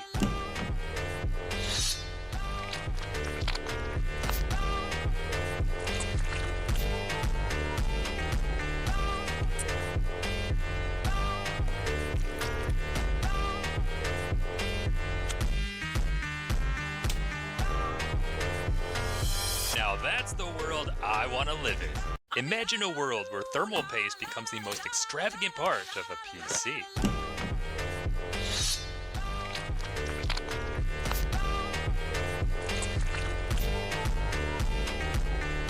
I tried calling numbers from a 60-year-old phone book. So I bought this California phone book from 1967 with thousands of commercial and residential phone numbers listed on it, and I wanted to see if it still worked. Starting with this Chevrolet advertisement, I called the number and it immediately hung up, likely out of service, so I next called this funeral chapel, and it turns out it's still actually in service and runs cremation services out of the same address. There's a hotel listed on it as well that unfortunately the phone number didn't work for, but I googled this place afterwards and it still exists under the same name. From here I called a bunch of the other businesses listed, like some drive-ins, contractors, and even horses for sale, but not much success here, though some churches did end up answering. So then I decided to call up a few of the residential phone numbers on the directory, and I called about 15 different people, but none of them answered, and a lot of the lines were just no longer in service, likely because the people aren't alive anymore. And just when I was about to end my pursuit, I got a response from a lovely lady named Barbara. So Barbara, if you're watching this, it was a pleasure talking to you, and thank you for answering my call. Very cool. I tried calling numbers from a 60-year-old phone book. So I bought this California phone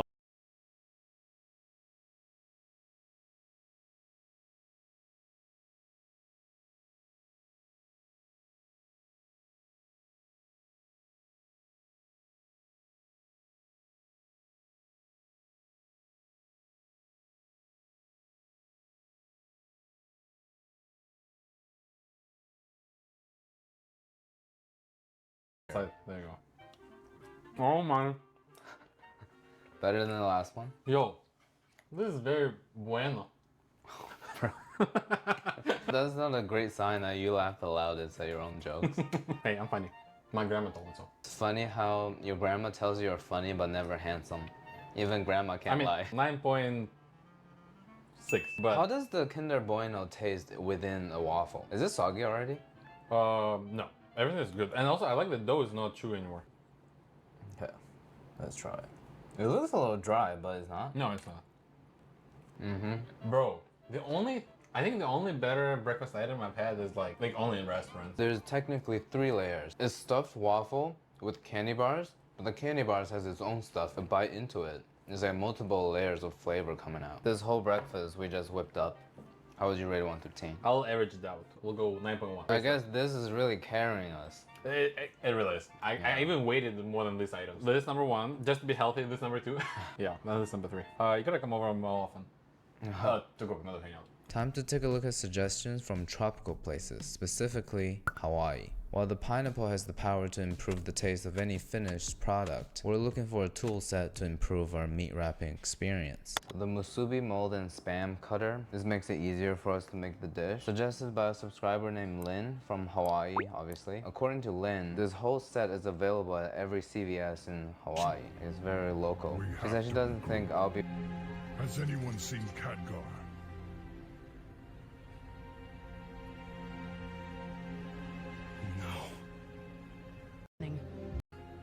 You don't. Oh no, this lady does not have a gag reflex. Just watch, they're inserting an oral airway. And the goal here is to prevent the tongue from falling back and obstructing the airway. And if that does not work, we have another device called the LMA. Oh my god. You can actually breathe for the patient with this device. And this is always done in unconscious patients. You're a trooper for that, bro. Oh no, this lady does not have a gag reflex. Just watch, they're inserting an oral airway. And the goal here is to prevent the tongue from falling back. For the patient with this device, and you can actually... Oh my god. It's called the LMA. Oh my god. 7 Amazon products that should not exist. Starting with the grass flip-flops. For people who really want to feel grounded. Oh my god, it's so itchy. Underpants, which as the name suggests are underpants for your hands. Oh no. A thumb goes out the big hole. Hundreds of uses. Supermodels, construction, pizza, candy. That is one brightly coloured sweet. Oh, it's like sweet, but then garlic and cheese. Next up is the L for earphones. 1 and 2. Hey, these are not bad actually. I just would not want to be seen alive with them. Play-Doh, except not normal Play-Doh. It describes them as having grown-up scents. So this one is Dad's sneakers. It actually does smell like brand new shoes. Lord of the Lawn. Oh, that is good. Trust me, it gets worse. The Donald Trump pimple popping kit. What the hell is that? I don't like it. The Lazy Reader glasses, which allow you to read at a 90-degree angle. All I can see is my feet right now. Subscribe and I'll try and find even weirder products. 7 Amazon products that should not exist. Starting with the grass flip-flops. For people who really want to feel grounded. Oh my god, it's so itchy. Underpants, which as the name suggests are underpants for your hands. Oh no. A thumb goes out the big hole. Hundreds of uses. Supermodels, construction, pizza, candy. That is one brightly coloured sweet. Oh, it's like sweet, but then garlic and cheese. Next up is the L for earphones. 1 and 2. Hey, these are not bad actually. I just would not want to be seen alive with them. Play-Doh, except not normal Play-Doh. It describes them as having grown-up scents. So this one is Dad's sneakers. It actually does smell like brand new shoes. Lord of the Lawn. Oh, that is good.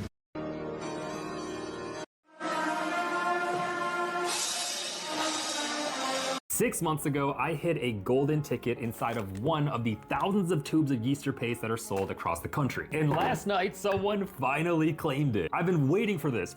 Are you finding that all of your food is sticking to the bottom of your stainless steel pans? Well, before you throw them away, I want you to try this method that's called the Leidenfrost effect. Start off by heating up your pan. To check that it's hot enough, put some water in, and if it fizzles away like it does here, that means it's not hot enough. What it should be doing is when you add the water into the pan, it should create a bead or two and start bouncing around like it is here. And this is what we call the Leidenfrost effect. Essentially, this effect is when the surface becomes much hotter than the boiling point of the liquid. The liquid will vaporize, which results in a layer of steam, and this steam keeps the surface and the liquid physically separate. Now, the same thing that happens to the water droplets happens when you add food to heated oil. The oil will cause the steam to develop, and this steam layer will prevent direct contact between the pan surface and your food, thus preventing the food from sticking to the surface. To successfully use this effect, always preheat your pan like I just showed you before you add your oil. And then once you add your oil, let that heat up for 10 seconds before adding in your food. And then once you've added your food, you can alter the temperature as much as you would like, and then that's it.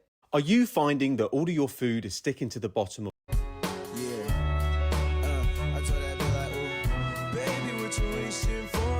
Contrary to popular belief, hydrogen peroxide is actually not the best thing to put on wounds. It's way too harsh. However, hydrogen peroxide is fantastic for getting blood off of clothing. Contrary to popular belief, hydrogen peroxide is actually not the best thing to put on wounds. It's way too harsh.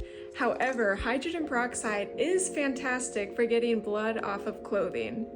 Contrary to popular belief, hydrogen peroxide... Which fast food milkshake can you hold upside down the longest? So I previously tested this at Dairy Queen and had the employee flip the blizzard until it fell after a whopping 1 minute and 21 seconds, but I figured we could beat that, and so I went to Burger King first with their chocolate shake, and I wasn't too bullish on this one, and rightfully so, because it didn't last a single second before it fell right out. Next was on to McDonald's and their vanilla shake, and this was a similar story, falling out immediately, but how about their McFlurry, which is a bit thicker, and well, I flipped this over and I was standing there for a while, in fact about 50 seconds before that fell out, putting it close but still not beating the Dairy Queen Queen blizzard. And so I moved on to Starbucks, where I got their Pup Cup, and I thought this would beat it since it's whipped cream, but this was surprisingly only around 13 seconds before that fell. But I still had faith because the last place I had to try was Wendy's and their Frosty, which is the same viscosity as the blizzard, and so I thought it would be close. But after flipping it over, I was waiting there for not 1, not 2, but a little over 3 minutes before this thing ultimately decided to fall out, meaning that by far the Frosty is superior when it comes to staying in the cup. So now you know. Which fast food milkshake can you hold upside down the longest? So I previously tested this at Dairy Queen and had the employee flip the blizzard until it fell after a whopping 1 minute and 21 seconds, but I figured we could beat that, and so I went to Burger King first with their chocolate shake, and I wasn't too bullish on this one, and rightfully so, because it didn't last a single second before it fell right out. Next was on to McDonald's and their vanilla shake, and this was a similar story, falling out immediately, but how about their McFlurry, which is a bit thicker, and can I get the Wi-Fi password, please? You have to buy smoothie first. Sure, I'll get a Abbas mix. Yeah, of course. Abbas, one Abbas mix! Here you go, my friend. One smoothie. Oh, thank you.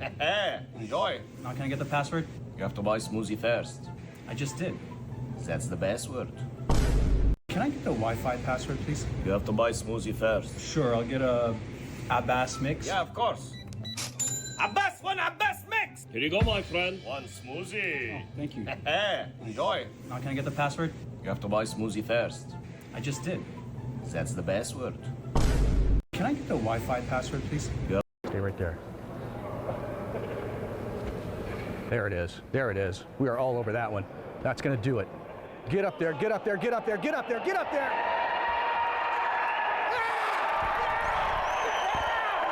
Stay right there. There it is. There it is. We are all over that one. That's going to do it. Get up there, get up there, get up there, get up there, get up there!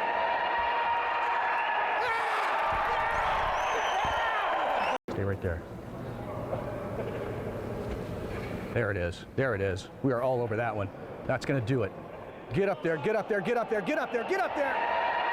Poke a small hole into the top of an egg and pour it out. Then rinse the shell out. Once dried, fill the hollowed egg with a mix of ground pepper and flour. Take 2 strips of tape and cross them over the hole, keeping the powder trapped inside. Now, since the shell is so fragile, it'll shatter instantly when thrown against an intruder, causing a cloud of powder to sting the intruder's eye.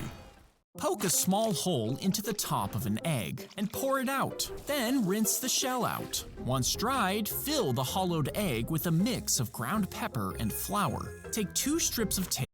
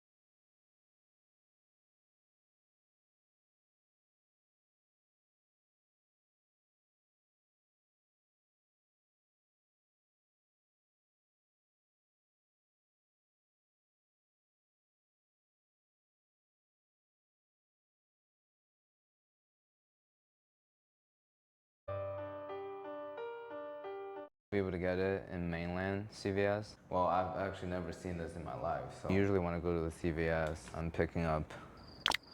I've never made musubi before, but I see it all the time. People seem to love it. Our old friend, a good old can of Spam, right here. Very gracefully, we'll cut it with these wires. Okay, it sounds kind of racist, but.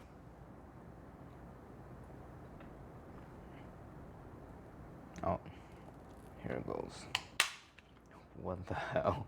It's from CVS, all right. I'm gonna hold it down from back here.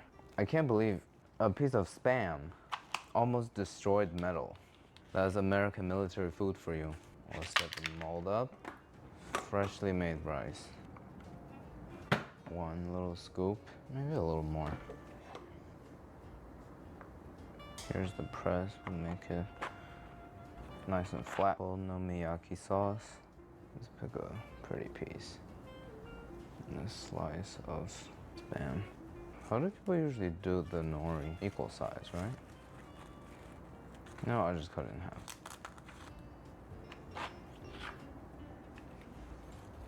Roll it up. Take a grain of rice, smear it. Here we go. Look at that. Cut it open. Look how easy that made it. Wow, my first time making musubi. I probably should have toasted the nori before. It's kind of thick. I'd probably sear the Spam. But overall, very simple. I wouldn't use it again though, but I'll give it an 8 out of 10. For people who's into musubis, this is probably the easiest way to do it. I did it in literally under a minute or so. The other day in the fried chicken video, I learned that tumbling meat in the machine, like your dirty laundry, actually speeds up the marination process. So with the home. Hello guys and gals, me Mudahar, and ladies and gentlemen, what if I told you the internet ads are now able to hack your phone, maybe even your computer? No, I'm not actually joking. I wish this would actually just be clickbait, but we live in a world where there are crazy hacks that are occurring right under our noses. Nobody's really talking about this, but if you haven't really been following, there is something that you probably heard known as the intellectual leaks. Now, what actually ended up getting leaked? Well, what ended up getting leaked was a malware, or rather a protocol known as Aladdin. A protocol that would be used against somebody's smartphone. And basically by viewing an advertisement, not even engaging with it, without even clicking on it, your phone would actually end up getting hacked. So how did this work? So this little infographic, as you can see right over here, is all cutesy. This was a...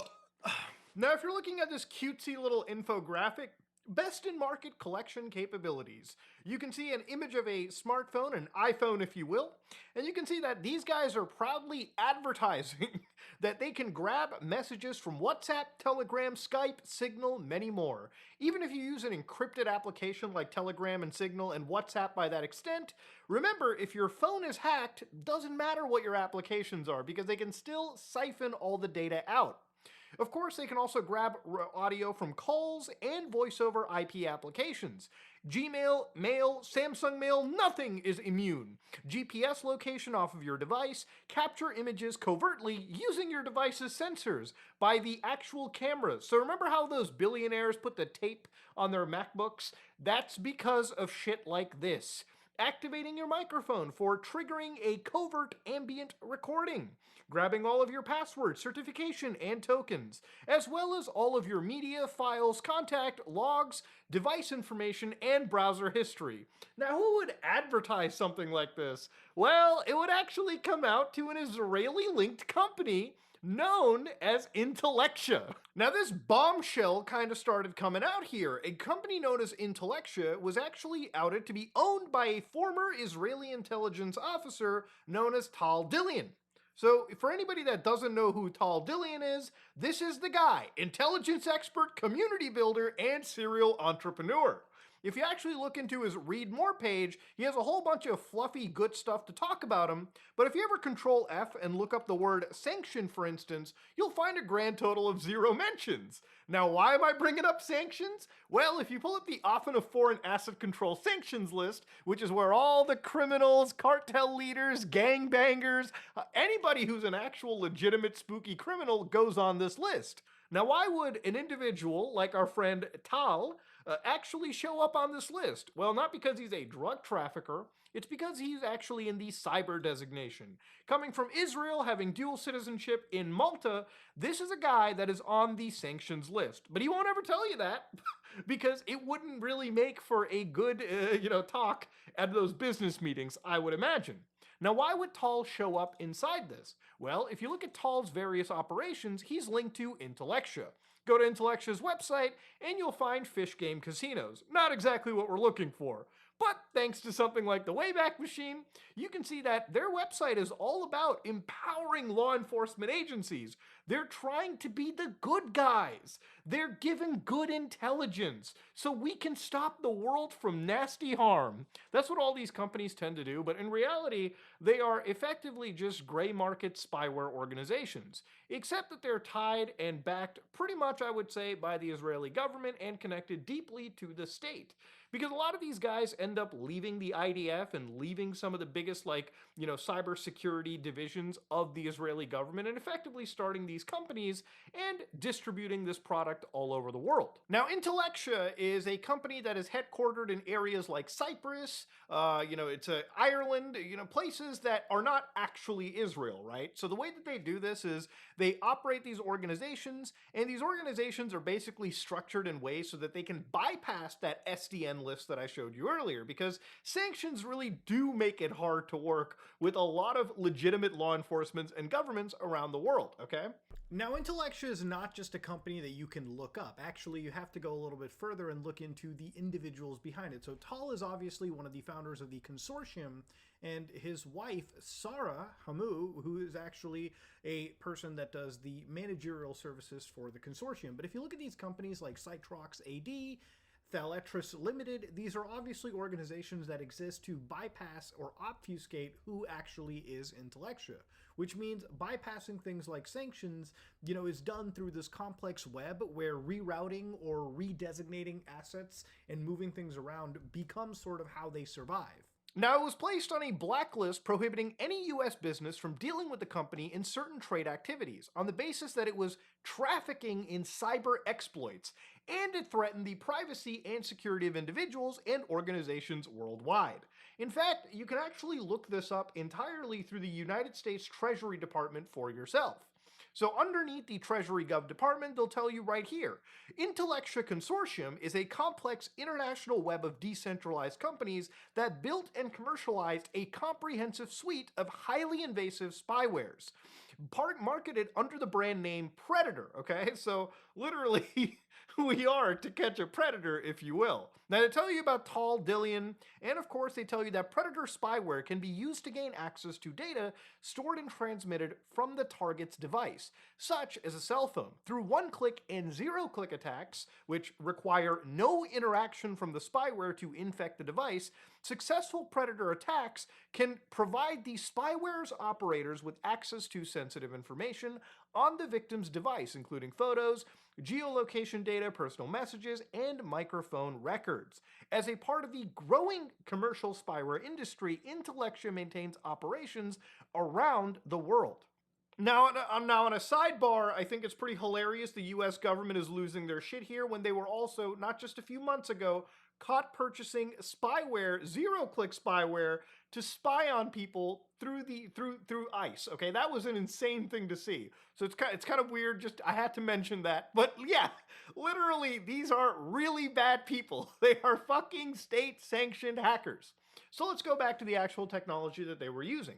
Now, Amnesty International kind of talked about this. They blew this up alongside Haaretz, an Israeli newspaper, and they brought up how these were mercenary spyware operations which existed. And I'll just give my little conspiracy here. I think that for the US government, when it comes to things like warrants, the easy way to really bypass it is, call up your friends out in Israel, get some of those companies to do crazy shit for you, and then you don't have to worry about anything because ultimately the crime is committed by another sovereign nation, okay? Or I would say rather a puppetery nation at this point, if we're talking about this kind of stuff. Now, to show you how Aladdin worked, which was actually the newest thing out of this, remember, these guys have actually been around for years now. Predator is not something new. It has actually been something that has been talked about since 2022. But Aladdin was actually the interesting thing. Zero-click infections through advertisements, meaning that if you're targeted and you are as careful as you can be, careful as a button, your cellular device, whether it be iOS or Android, as long as you were targeted by these people, they would use a variety of zero-day technologies, and as long as, in some cases, all you had to do was see the actual advertisement on your device, you would be infected. So according to this graphic, which is again provided by Intellectia in these leaked documents, would show that that was the actual user, okay? Basically, the first thing is to identify the target's IP address, which would be the identifier that they would use. They would find the mobile IP address, so they would know exactly who to target. Then, of course, the Aladdin system would come in and it would initiate the campaign for the target. So they would make a custom malvertising campaign for the person. So the intention was for them to just view it, maybe even engage with it, and as long as they did that, the malware would launch and things would just be bad. Once they could infect the normal use system of the device, they would then extract information through a network of CNC servers. So yeah, this was a pretty complicated setup going on, but to show you how it looked like, according to the leaked documentation, once they could get access to a user's device, they could actually see in real time what was happening, what stages were being accessed, yada yada yada. So of course, even beyond all of this, this is what it would look like to the actual operator of the malware. So once a device was hacked, for instance, it would show up in this little portal. And inside this portal, they could get an idea of how much the device was filled up. So for instance, here they mention iPhone X. So they mentioned that the device was, well, basically 98.5% free. The last time, I assume they were able to get a signal from the device, and they could get an idea of what apps were installed, call logs, contacts, media on the device, locations, microphone recordings, the Safari web browser, which I guess for Apple is effectively the only web browser, because I think all other web browsers on the App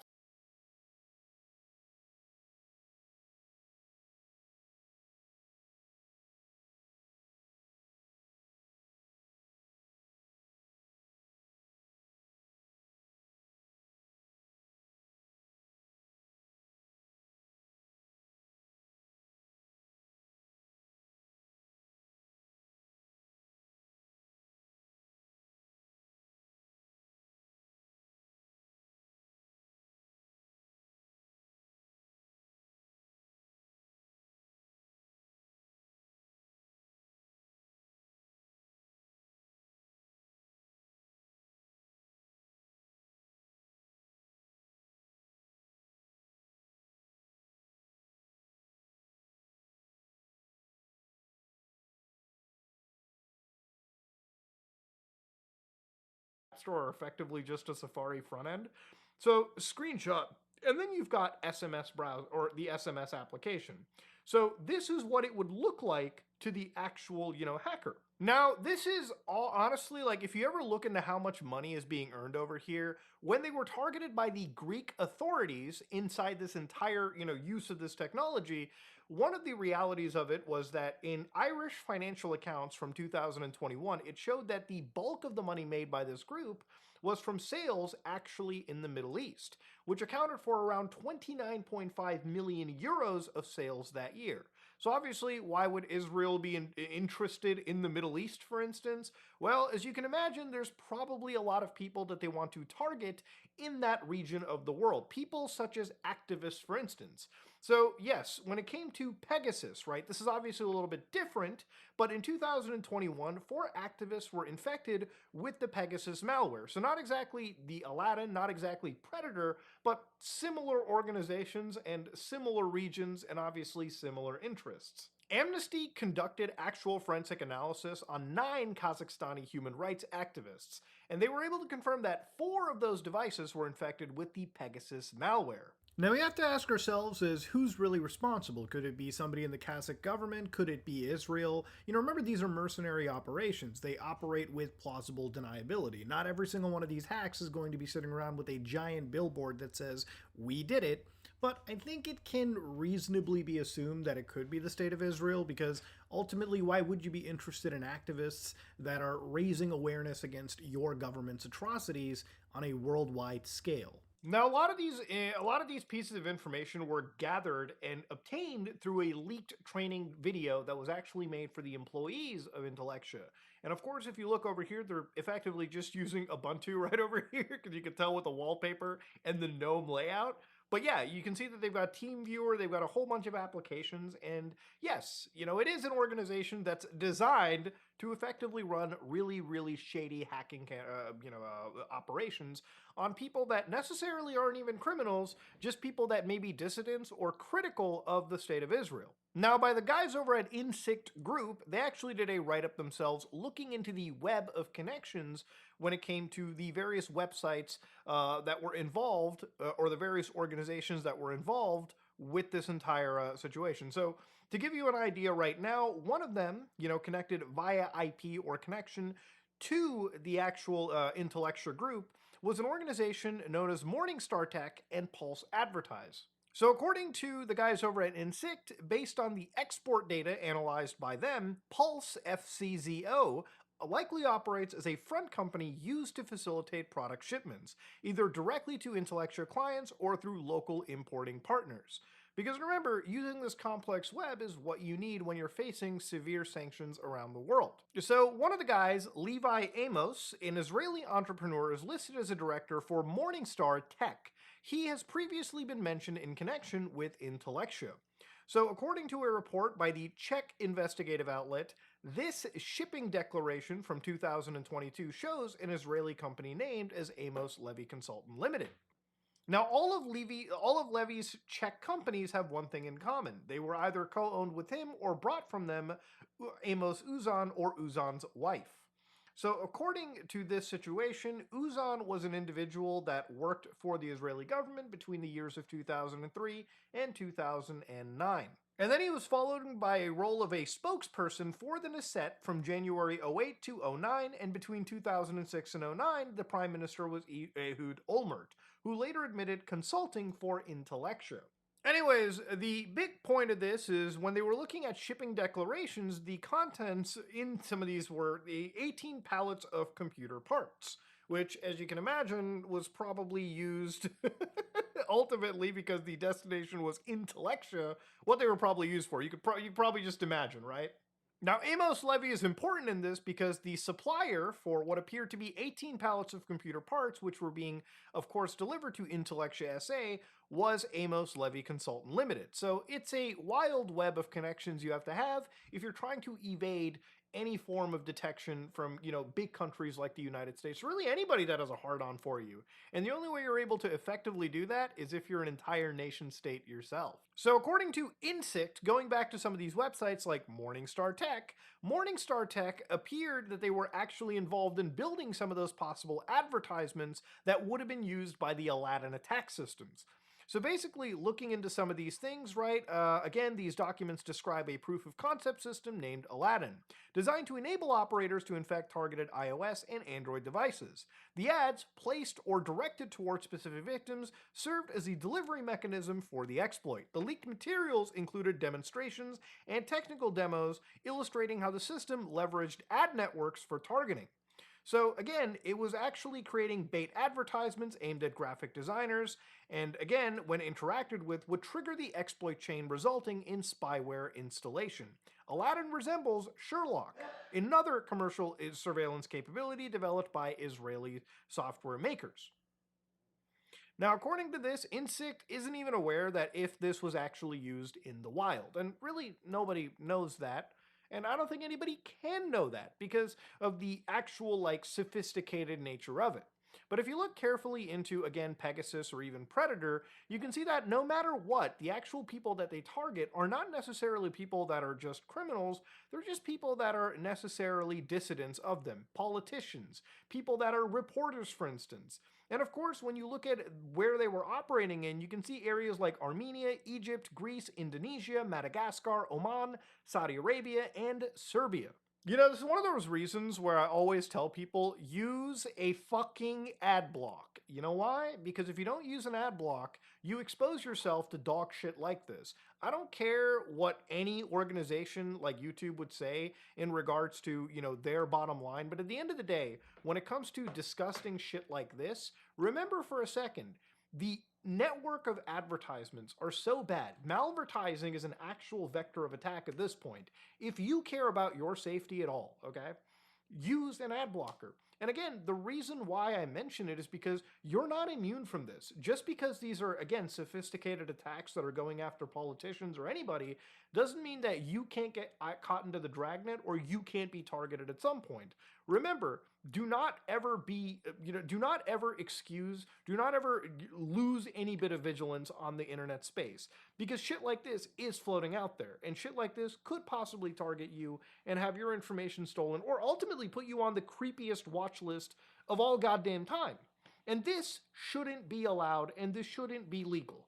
Look, no matter what your stance is on Israel or whatever, at the end of the day, this is a crime. And amongst many crimes that I would say the Israeli government is responsible for, whether it be their genocidal regime, whether it be other shit, this is an actual attack on people's privacy. It's an actual really disgusting attack. Honestly, if countries wanted to actually flex some real power, they would absolutely go beyond the sanctions and really target them hard. Israel deserves a lot of bad press for not just other things that they do, but shit like this. Their government is absolutely disgusting when it comes to the network of spying that they do around the world.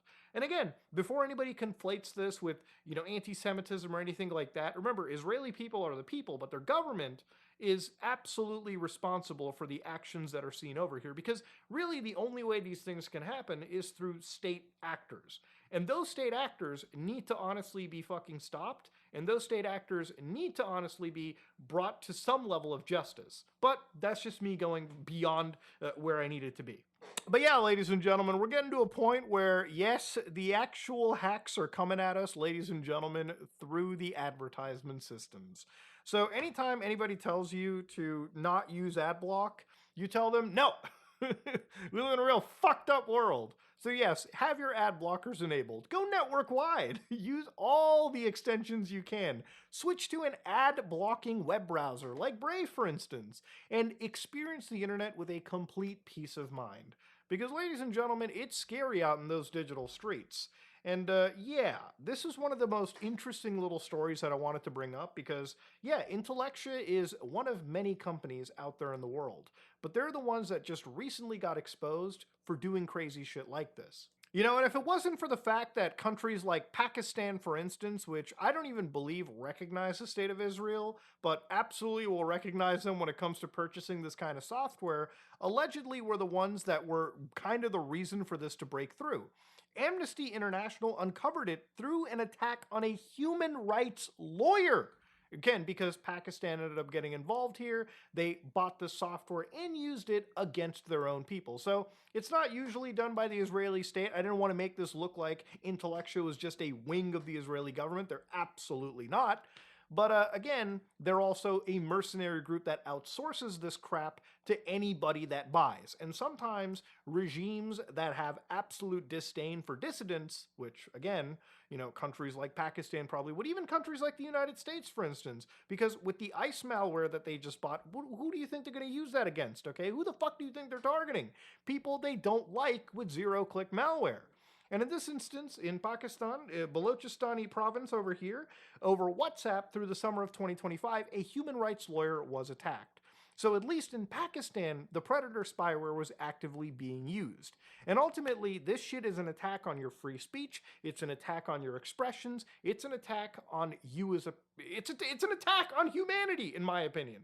The thing is, ultimately, these kind of malwares that exist are the reason why I make videos about computer viruses. I make videos about, having an ad blocker, especially because of this. But also I make videos about, why you should fight for encryption, why you should fight for basic human privacy.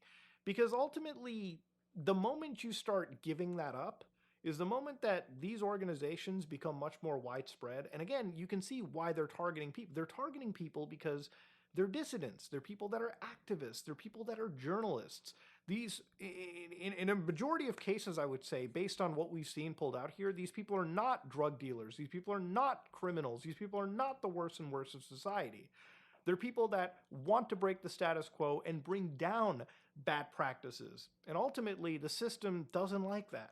And that's why companies, mercenaries like this exist, to target people. I would say organizations like this, in my opinion, should absolutely be treated as, cyber terrorists. They should be treated as fucking terrorists. In my opinion, of course. Ladies and gentlemen, if you like what you saw, please like, comment, and subscribe. Dislike if you dislike it. I am out.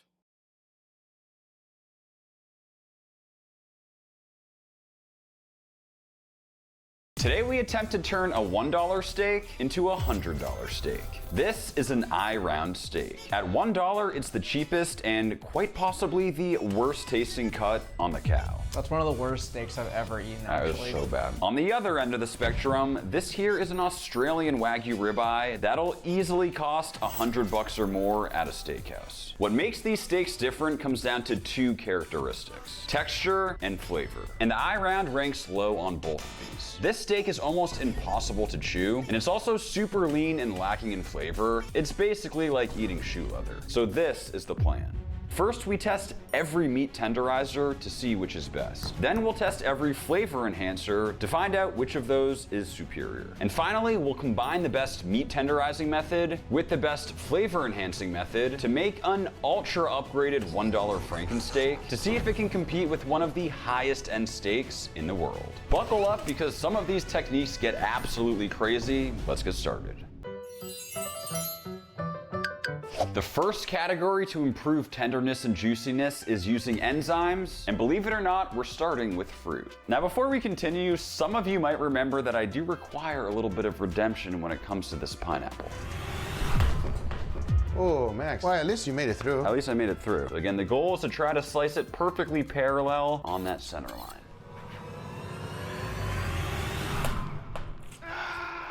Let's move on. Pineapple contains an enzyme called bromelain, which breaks down protein molecules in meat, which is why it's popular as a meat tenderizer. Our $1 steak goes into a bowl and we'll completely cover in the blended up pineapple. Next up, papaya, which contains an enzyme called papain, which is actually known to be even more potent than the bromelain, which is found in pineapple. Kiwi contains actinidin, a slightly more mild but still effective tenderizer. And finally, Asian pear, which contains cysteine protease. It's a famous meat tenderizing fruit for Korean barbecue. We'll get these guys in the fridge and check back in on them in about an hour and a half. And it's been exactly an hour and a half. And let's see what we got. Definitely a bit more gray, and it does feel pretty tender, but we'll only know once it's cooked. Next, we got the papaya. I will say this one does appear more tender than the pineapple. Kiwi. And the Asian pear. We'll treat each of these $1 steaks the same from this point forward, seasoning with salt and pepper, and we'll sear starting with the pineapple. We got all these burn bits on the side. I'm not feeling good about this one. You can see how the edges are just completely burning before we've even developed any crust in there. Despite some slight burning, it actually doesn't look bad at all. The papaya crust is a little less strong as it kind of steamed when it hit the pan, but the kiwi and Asian pear looked pretty perfect. Since this is the first taste test, we also have a regular control eye of round just to see what we're working with when it comes to this $1 steak, and it's time to taste. All right guys, let's start with the control. This is just a regular pan-seared eye round. Kind of chewy. Really chewy. I feel like I'm chewing gum. Meat gum. Pretty good beefiness. I think the takeaway is it's impossible to chew. There's a reason people don't eat this as steak. That cut right there needs a lot of work. Next up, pineapple marinated. Wow. Significantly more tender. Way more tender. By no means is that like a filet mignon, but it is probably 4 or 5 times more tender. And honestly, the flavor wasn't that much different. Like, generally speaking, it just tasted like a steak. All in all, a massive improvement. Papaya. It tastes like sirloin. I'm blown away that this is the same steak as that. Again, the flavor and the richness isn't there, but tenderness, I mean, that is a huge improvement. I could have thought that that was like a New York strip. Let's try the kiwi. Wow, so tender to the point where it's almost mushy. If you gave me these steaks and did not tell me what they were, I'd probably say this is a bad filet mignon. Great way to put it. I mean, this is just blowing my mind. Like, you guys could just stop the video right here with the takeaway that you should definitely be marinating your tough cuts. It is a night and day difference. But please don't stop the video, because there's a lot more crazy stuff about to come. Cheers. That might be the best one of the day. So juicy and tender. Wow. I feel like I'm getting a little bit of sweetness, which I actually like. That one was juicy. Yeah, I think that's the winner. You genuinely can't tell that there was fruit involved. I do agree this was the best, and there's probably a reason why in Korean barbecue they always use Asian pear for tenderizing. Well, it is very clear that out of all of our fruit options, Asian pear was by far the best. Let's move on and see if it remains on top. Asian pear will start in the top spot when it comes to meat tenderizers, but let's keep testing to see which tenderizer is best of all. If anyone has a cure or knows what to do with a finger that looks like this, please let me know in the comments. This is bad. Lemon juice. And when it comes to lemon juice, it is critical that you use the fresh stuff. Lemons can apparently tenderize steak as the acidity breaks down muscle fibers, but I've never tried this one. It's been about 5 hours, and I'm gonna be honest, this one is looking rough. It looks and feels almost like it's already been cooked. It is so weird. Definitely doesn't feel more tender. If anything, it feels super tough. Now that it's dried, it almost has this metallic look to it. This is just strange. Salt, pepper, and we'll sear. The crust actually doesn't look terrible given it's been soaking in a liquid, but let's see how it tastes. Whoa. That is so unique.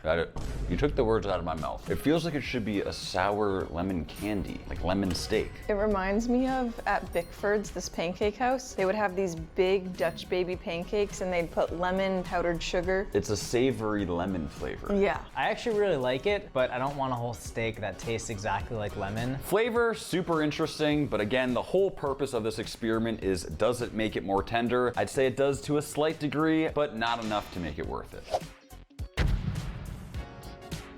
For our next tenderizer, we have buttermilk. So buttermilk contains an enzyme called lipase, which helps in breaking down fats. However, when it comes to tenderizing steak, the primary way it does it is through lactic acid, which is produced by the fermentation process when buttermilk is made. That is a whole lot of sciencey technical terminology, but the reality is I have no idea if this is gonna work.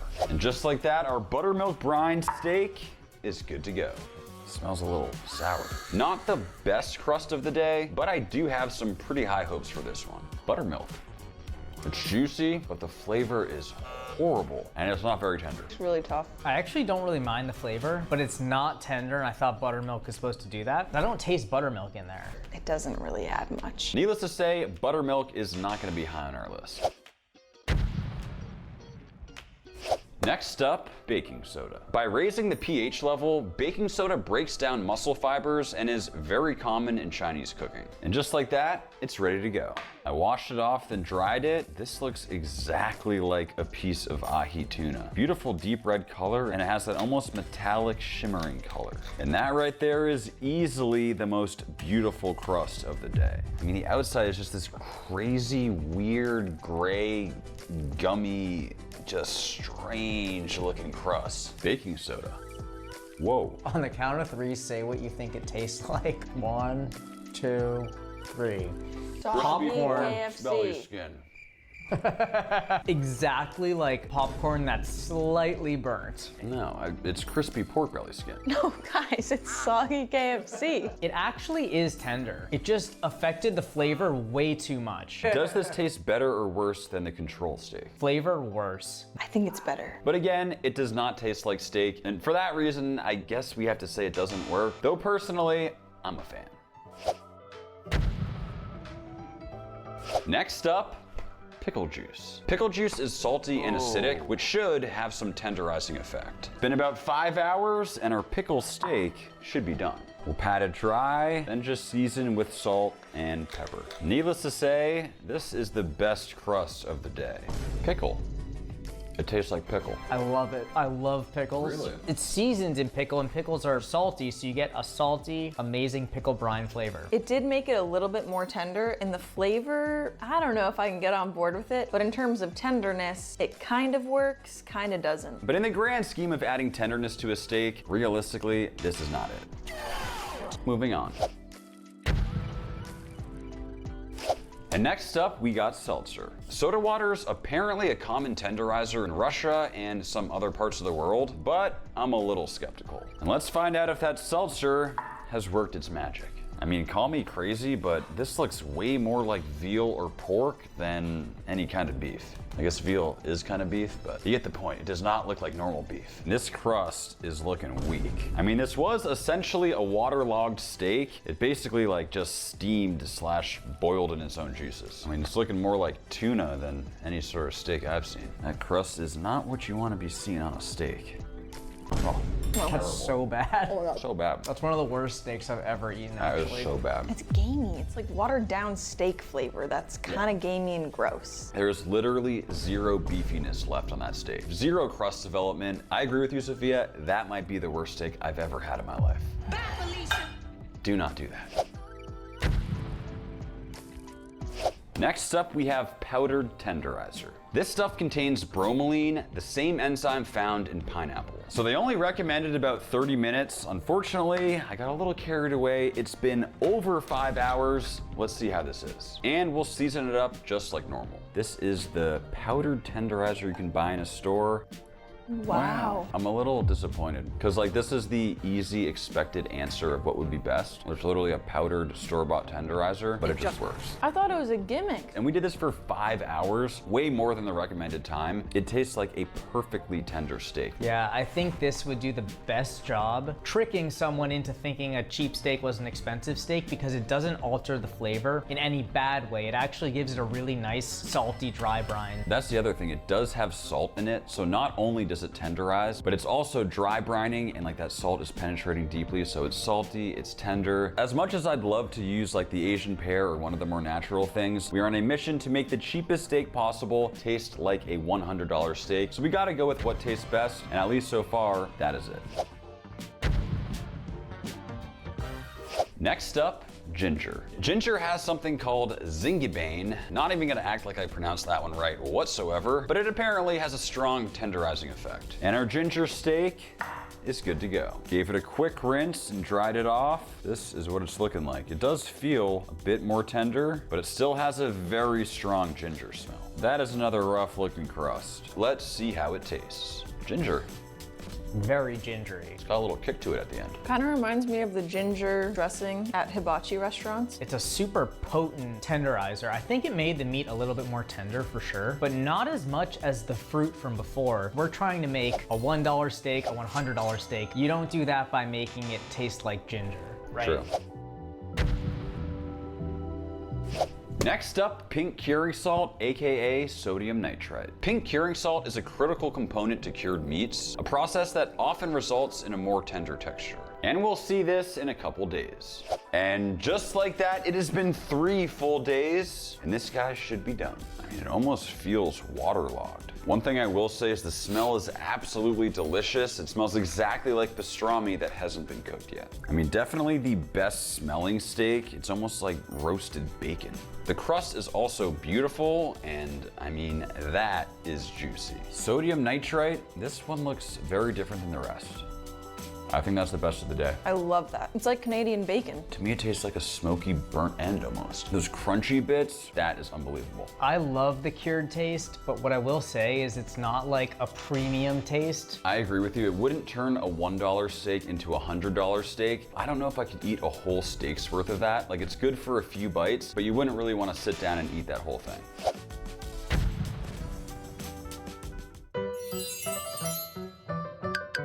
The next category to improve tenderness is using mechanical tenderizers, and we're starting with this. We just go right on top of the steak, press down, allowing those prongs to complete, wow, we're stuck. All right, technical difficulties. But yeah, allowing those prongs to go through. What? You guys get the point. Believe it or not, a lot of steaks you get at a grocery store are blade tenderized, which is a similar concept as this. All right, guys, this is our very first mechanical, like manual tenderizer. It's not doing it for me. It's not terrible though. No, it's not terrible. Honestly, I can't tell a difference between this and the control. Really? My piece is way more tender than the control. Definitely better than the control, but there is some toughness that's still there. So I wouldn't say it did the best job. Overall, I'd say it works, though there are definitely better options. Next up, we got the KitchenAid automatic tenderizer attachment. Ew. One thing I know for sure, you do not want to put your fingers in here. Come on. Whoa, look at this thing. It freaking put in some work. That took like half a second. I am very impressed. And just like that, our steak is done. It's crazy how it sort of tightened up and reformed its shape. I mean, I can tell the fibers are just significantly more tender than normal with this one. It looks like a hamburger. Wow, that really works. That might be the best steak of the day. The flavor of the crust is on point, very tender. It's like hamburgery. I agree. Yeah, a little hamburgery. That crust to meat ratio is just amplified right now because of all those divots and rivets. Like this really breaks down those fibers inside the meat. I think the powdered tenderizer is just a little bit better, mostly because it retained the integrity and the structure of the steak itself. It does kind of break it down and make it difficult to combine this method with other techniques, but at least for me, that is for sure in the top 2. And if you have a KitchenAid with that attachment, it is absolutely worth it. Next up, car. And you know I'm gonna be double bagging this one. How's it looking? We got a problem. Really? Oh no, how'd that happen? I think we gotta do it in vacuum seal. Vacuum seal. Houston, we have a problem. No, come on. I don't think it's getting traction in the bag. You don't say?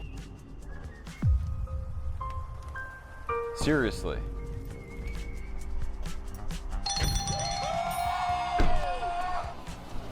Oh yeah. Now we're talking. I think we finally got it. I mean, if that isn't tender, I don't know what is. Look at that just beautiful steak, the profile on that thing. Now we'll just sear up our roadkill steak. And I'm just gonna say it, somehow this doesn't look bad at all. Dude, what is going on with that steak? It looks like a hamburger that was thrown on the ground. Cal, don't ask questions, just enjoy the steak at your own risk.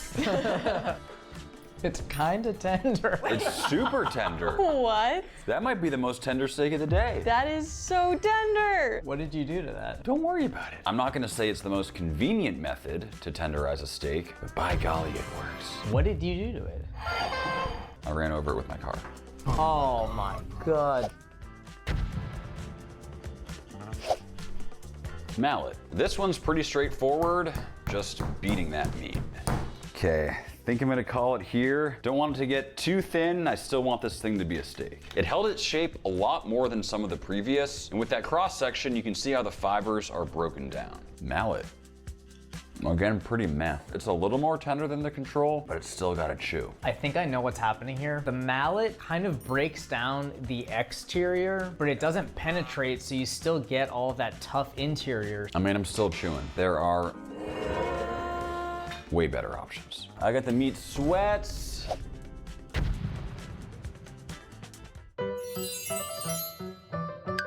The final category to improve tenderness is the cooking method. And we're starting with the pressure cooker. Oh my God! We'll start by adding in some chicken stock. I will say I am very inexperienced when it comes to pressure cookers, so we'll see how this goes. Steak in. 35 minutes are up, so I think it should be done. Time to release the pressure. Oh, I mean, it already smells delicious. Let's see what we got. Something tells me this is gonna be overcooked, but we'll see how it tastes. Definitely lacking a crust on this one. The dreaded well-done steak. I mean, that is as well done as it gets. It does sort of have this like pullable texture though, which you'd expect from something braised, smoked, or I guess in this case, cooked in a pressure cooker. I'm gonna be honest, this kind of looks like a hockey puck. Somehow, it's so tender, but it's so dry. Like maxed out both categories. It's not good. There's no moisture in it. We did succeed in making it tender, which was the point, but given how dry it is, it just isn't gonna work. Next up, sous vide. You can think of this as a bathtub for your steak, holding a precise temperature for perfect edge-to-edge doneness. And we'll get it into the bath, and we'll see you in 24 hours.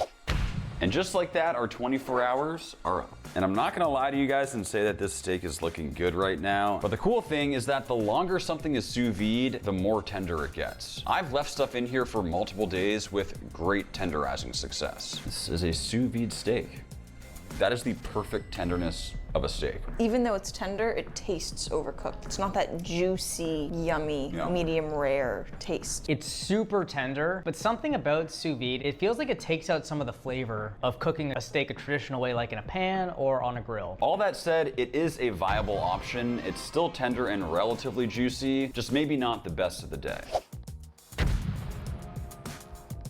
Now this might be illegal, but this one we're smoking like a brisket. All we need to do is season normally and get it on the grill, and we're smoking over applewood. Well, that one took a full 6 hours, but our eye round has reached 203 Fahrenheit. But will it be tender? Dun, dun, dun.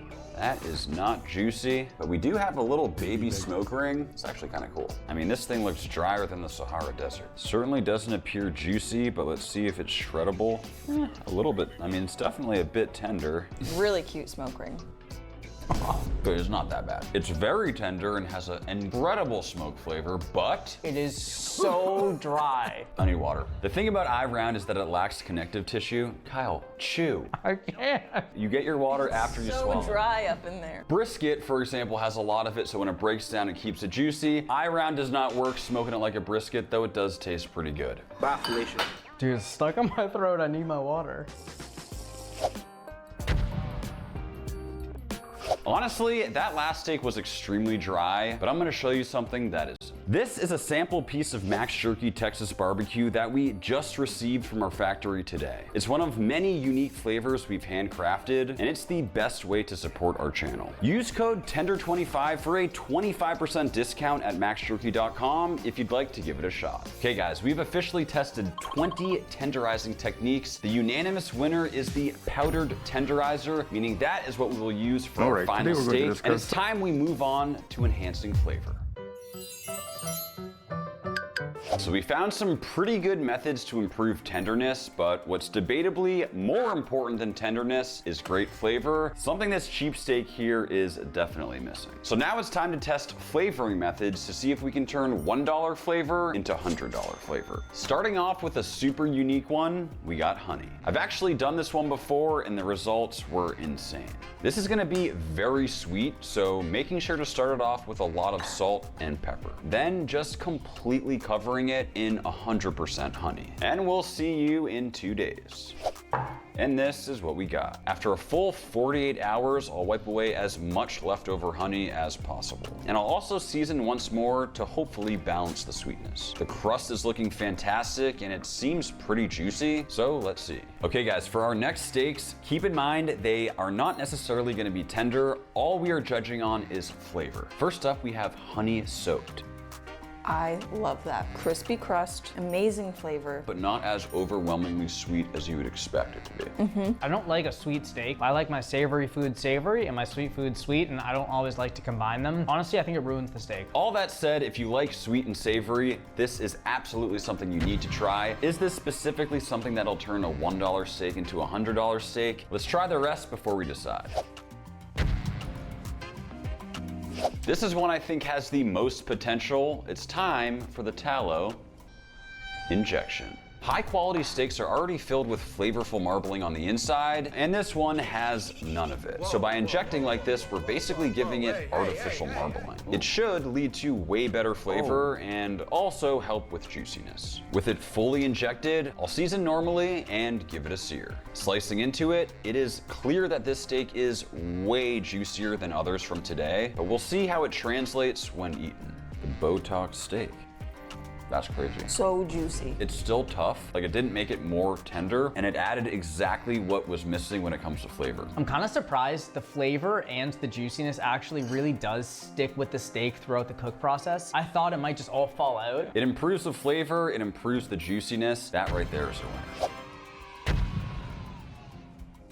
Next up, we're gonna try a duck fat confit. Confit is a French cooking method which translates to preserve. It's often done with fattier cuts like duck, but it should add crazy flavor. Ran out of the duck fat, so I am gonna finish it off with a little bit of Wagyu tallow, which should act the exact same way. And this stuff here is my favorite. We'll gently add in the steak, followed by some garlic and herbs for a little more flavor. And we'll just slowly bring up the temp, allowing that steak to confit.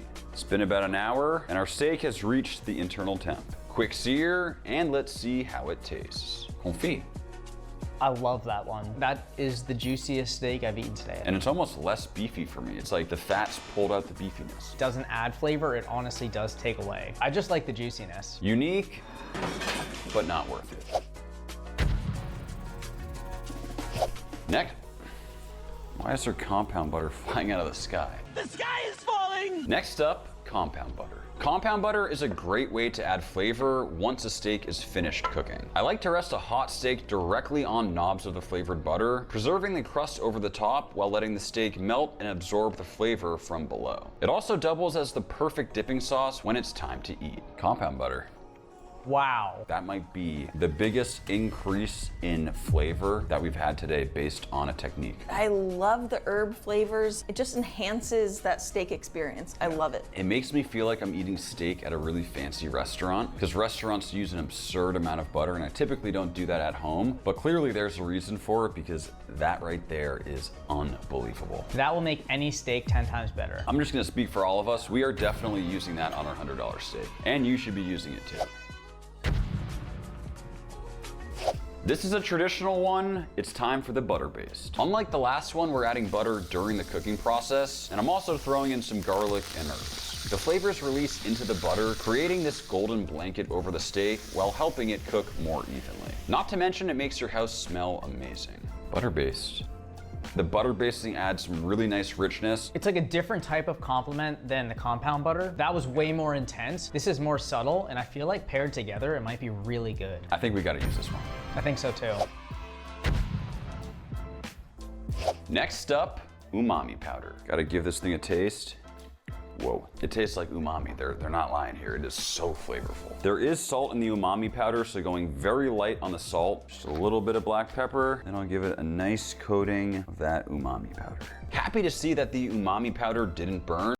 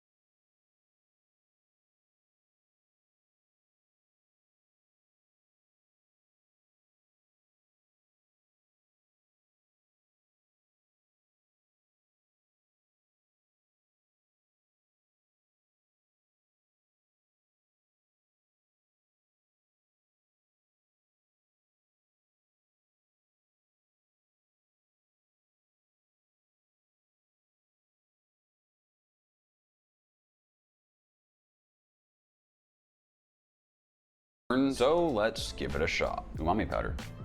It makes it better, but it's pretty subtle. Tastes a little bit oniony, garlicky, but doesn't taste like a really high-end steak. I'm getting liver and onions, which I actually love, but for a steak, I don't prefer it. Let's move on. Someone call Uncle Roger, because next up, it's MSG. And if you don't know what MSG is, it's basically salt on crack. Monosodium glutamate is a flavor enhancer that provides tons of umami and savoriness. So MSG is a little different than salt, so we're still gonna add that. Bit of black pepper, and finally, those little crystals of monosodium glutamate. MSG used to have a terrible reputation, but in my opinion, it really shouldn't and is totally fine in moderation. Cheers. It's like a punch of flavor. It reminds me of the umami powder, but a more clean kick. It kind of brings out the beefiness, which I love. MSG gets a really bad reputation, but it's just kind of like elevated salt. It is fairly subtle, but it does add like a 10 to 20% increase in flavor. For that reason, I have a very good feeling we'll be using this at the end of the video. Next up, the tried and true dry brine. All you need to do is season with a bunch of salt, then get it on a rack. and into the fridge for a couple hours. After 4 hours, all the salt has been absorbed with a dry exterior, which is key. It allows for a way better crust than normal, and also should lead to better flavor deep in the meat. I want the viewer to know we've eaten about 25 eye-round steaks. Yes, we're doing our best to improve them, but this is probably the lowest quality steak on the cow, and we've been eating a lot of it off screen. There's been a lot of steak consumed, so I just really hope you're learning something. If you are, please just drop a comment. Let us know if you're enjoying the video. It'd really mean a lot to us. Significant improvement on the crust. That's the main thing. The thing about that, crust isn't just texture, it's all the flavor. That is like the best flavor enhancer without actually doing much different. It makes a huge difference. Next up, we're gonna try adding cold smoke. Cold smoking involves adding real smoke, and that the smoke is not cooking the food. Of course, here we got that good stuff, that sweet, sweet apple wood. This smoke gun spits out room temp smoke, so it's perfect for this application. Trying to get it super, super dense and smoky in there, and we'll let that smoke. It's been about 30 minutes. I did that 2 times. Let's see what we got. I mean, it definitely smells like smoke. No sh. Let's give it a sear. This one does require a good amount of work, not to mention your whole house will smell like apple wood, so let's see if it's worth it. That's good. Couldn't taste it at first, but then halfway through the bite, I got a subtle applewood smoke flavor. I love it. I love that it's not overpowering. It's just this slight hint that really enhances the steak. I agree, because when something's super heavy on smoke, I don't like it that much. This is really subtle, and I do think it elevates the steak in a nice way. It did take probably 30 or 40 minutes sitting in that enclosure, so you do have to be patient, but it is absolutely worth it, and I have to believe we'll be using this for our $100 steak. We have tested 30 techniques, and these are the winners.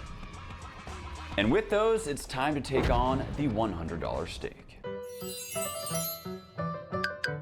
Step 1, dry brine. It's time to combine all of our best techniques to hopefully transform this into an exceptional steak. And we know dry brining should help with the crust. Step 2, tenderizing powder. Step 3, MSG. Step 4, cold smoke. This steak has already been through the ringer, but it smells amazing, and we're not done yet. For step 5, we have the Wagyu fat injection. Step 6, time to butter baste with herbs and garlic. I'm pretty nervous at this point. I am really hoping this Frankensteak is epic, but I do have to say the crust is looking really nice. And finally, step 7. We'll let our steak rest on the compound butter, and slicing into it, I mean, that looks pretty good for a $1 steak. But only one thing matters: how does it compare to an actual premium Wagyu steak? And here she is, the $100 steak.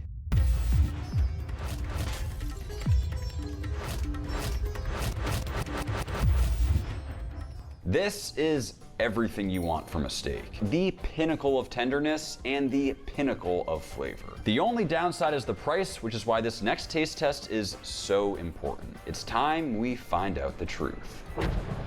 All right, guys, can our $1 steak beat the $100 steak? I'm actually feeling very nervous right now. This is probably my favorite steak, Australian Wagyu ribeye, a true $100 steak. The perfect steak. I think we're in trouble. That is so good. You wouldn't want it to be more rich. You wouldn't want it to be more beefy. It is perfection in steak form. And time to compare it to our $1 Frankensteak. It's been dry brined. We've added tenderizing powder. We've thrown on some MSG. It's been cold smoked, injected with Wagyu fat, butter basted, and served over compound butter. As my good friend Gugu would say, enough talking. Let's do it. It's really good. We'll start with that. It is really good. For a $1 steak, I cannot imagine one being better than that. I'd probably pay $50 for that in a restaurant and be very happy with it and not think anything like this is a cheap steak. I feel like it reminds me of a filet mignon that I'd get at a steakhouse. I am definitely impressed with how all those techniques worked on that steak. I mean, it is extremely flavorful. It's quite tender. It is delicious. It is not better than this one, but it is really, really good. I tried so hard. Did you you hear what I did to the steak? You know how much I sacrificed? You just can't beat that steak. You just cannot beat the real deal. At the end of the day, all those techniques are great and I'd highly recommend you give them a shot. Is it necessary to throw them all at one singular steak? Maybe not, but I will say it is amazing. Thank you all so much for watching. Really hope you learned something, and we'll see you next time.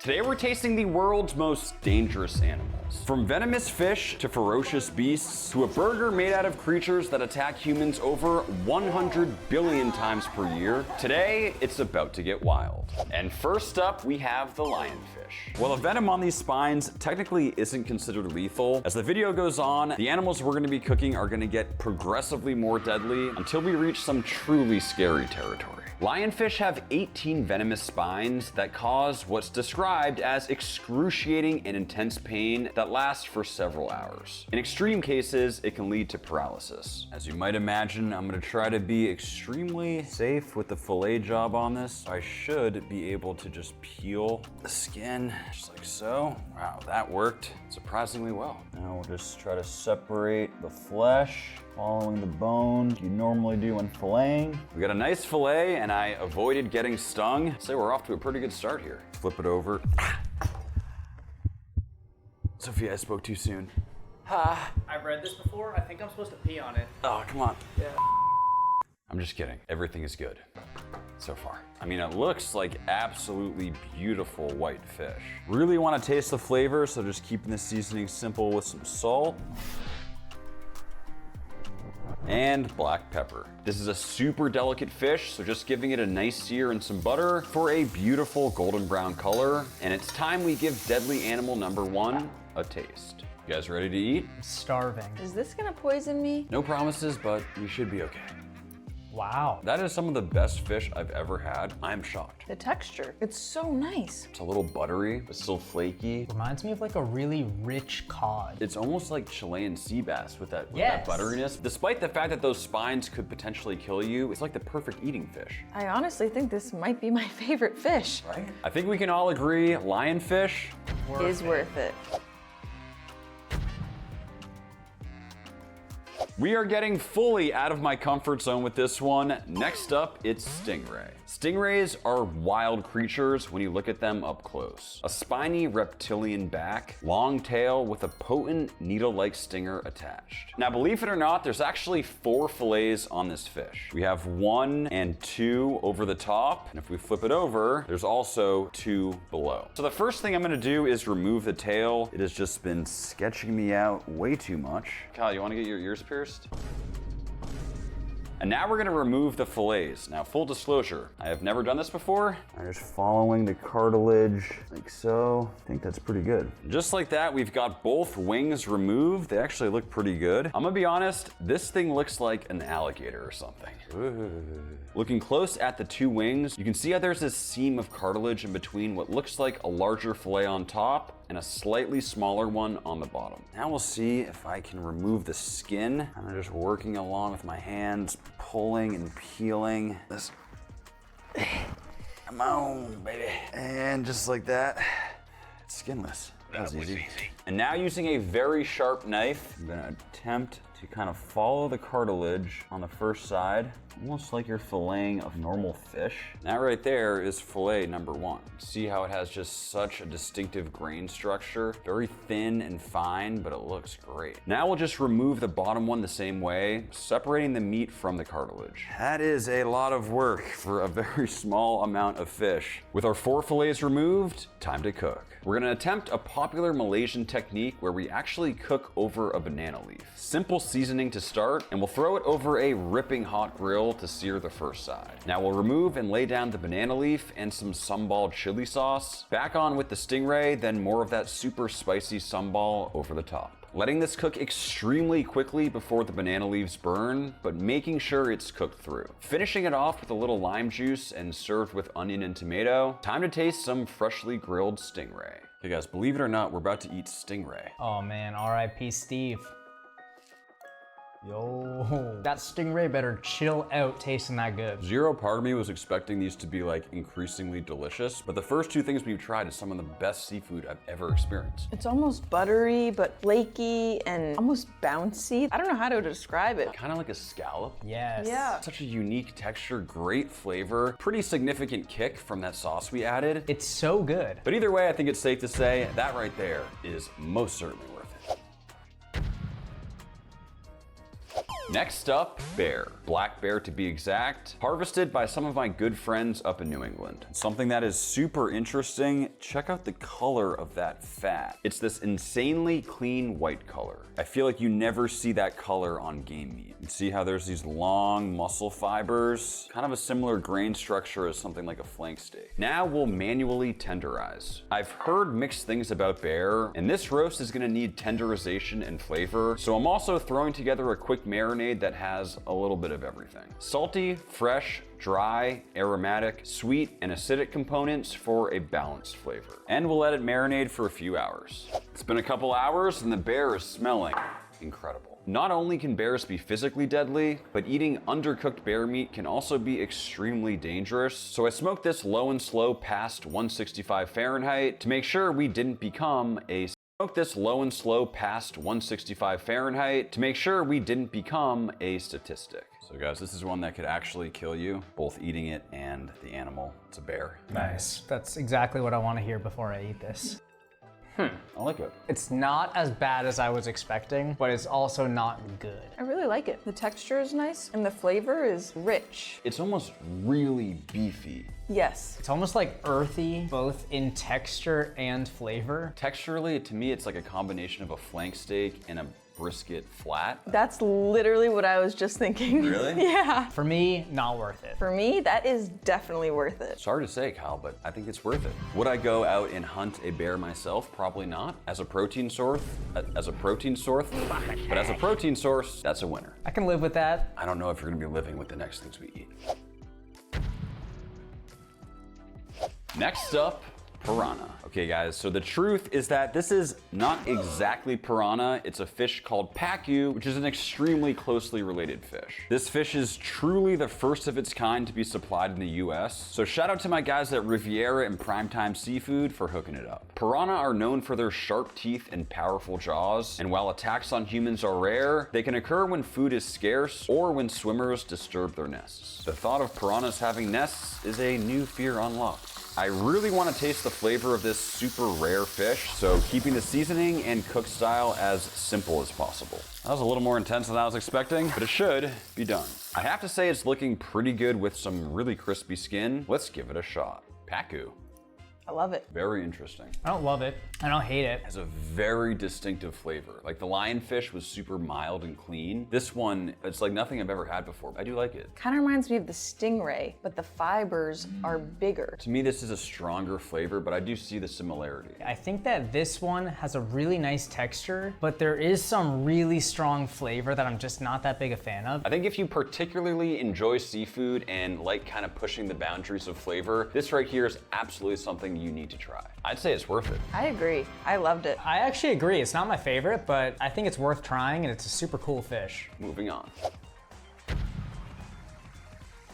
All right, guys, this one might just be the craziest of the day. We have the pufferfish. This fish contains a toxin that is 1,200 times more toxic than cyanide, and this one tiny little fish contains enough of it to put down 30 human beings. Inconceivable! But before we get into it, I'm excited to announce that the sponsor of today's video is Dalstrong. Introducing the most insanely sharp knives I've ever used, the Spartan Ghost series from Dalstrong. They have a 1.6 millimeter laser thin blade that's roughly half the thickness of a normal knife. Most knives this fine are brittle and have problems with corrosion, but a layer of diamond-like carbon makes the Spartan Ghost series durable and immune to rust. I've been testing the whole lineup for weeks, and honestly, I've never felt anything like it. So shout out to Dalstrong and check out the link in the description to try them out for yourself.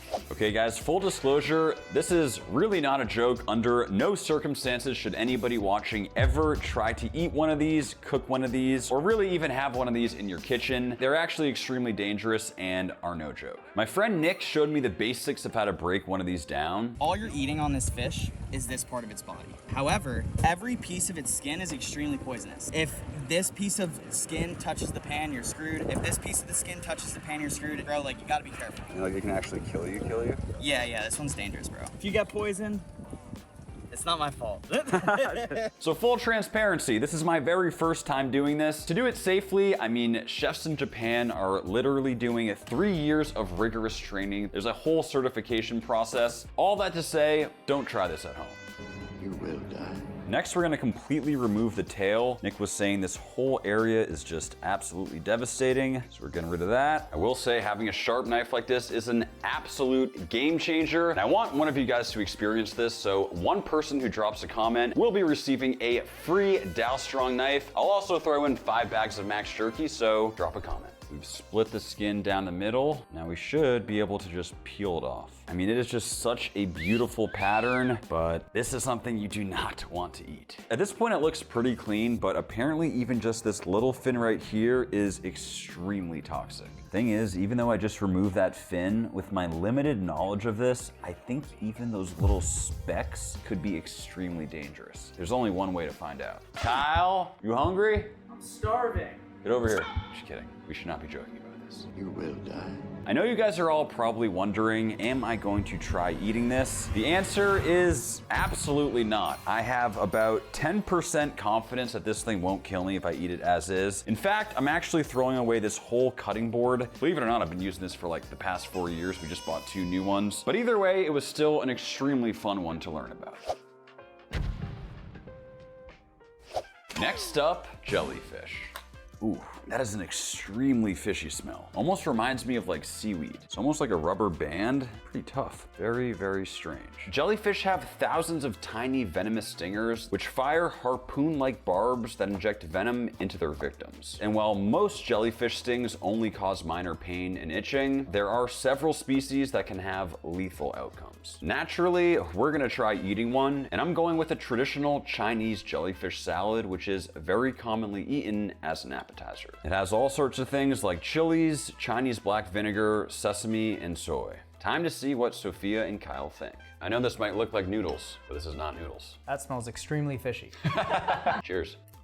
Crunchy. That is extremely fishy. That is not yummy. You guys are gonna be shocked here, but I love it. No way. The texture of the jellyfish is really satisfying. It's that like, how do you describe that? Seaweed salad. Yeah, it's like seaweed salad. And I love the Chinese cold salad flavor in there. The vinegar, the garlic, the hot peppers, scallions. I really like it. I've had jellyfish many, many times in Asia. Love it. Love the texture, love the flavor. It reminds me of konjac noodles. Texturally, it's just not satisfying to me. It's not worth it for me. I'm gonna go with you on this one, Kyle. If this was done right, meaning if the jellyfish wasn't so fishy, it would be a very solid dish. For that reason, it's gonna be a winner today. Someone in the comments, hook us up with a better jellyfish dealer. Yeah, we need a better one. Next up, we have oysters, and while they might look harmless, they can actually be extremely dangerous. Oysters spend their days filtering water, and Vibrio bacteria can concentrate in their tissues. As a result, it's estimated that 80,000 people contract vibriosis in the US each year from eating raw or undercooked oysters, leading to approximately 100 deaths. Time for some oysters with our personal hot sauce container. These things are awesome. They're so cute. We spent $40 on miniature Tabasco bottles. Do you guys chew or just swallow? I mush it in my, just swirl it around. Me too. Yes. That's gross.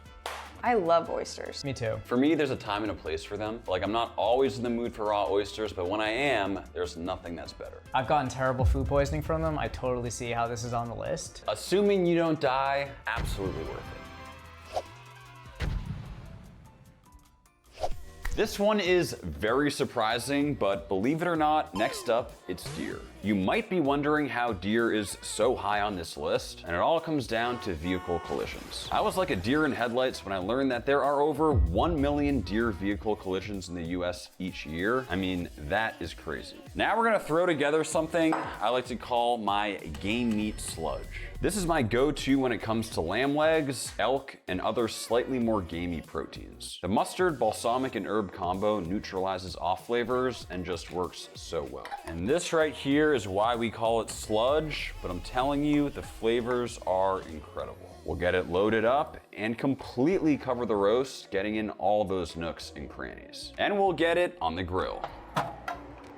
Just like that, our venison leg is done. I finished it with a little blackberry jam glaze for a bit of sweetness and color, and slicing into it, I can tell those smoky and charred up crust pieces are gonna be a winner. So guys, believe it or not, deer is higher up on the list than bear. Like a deer is more deadly than bears. Bon appetito, bitch. I don't know who invited him. Me neither.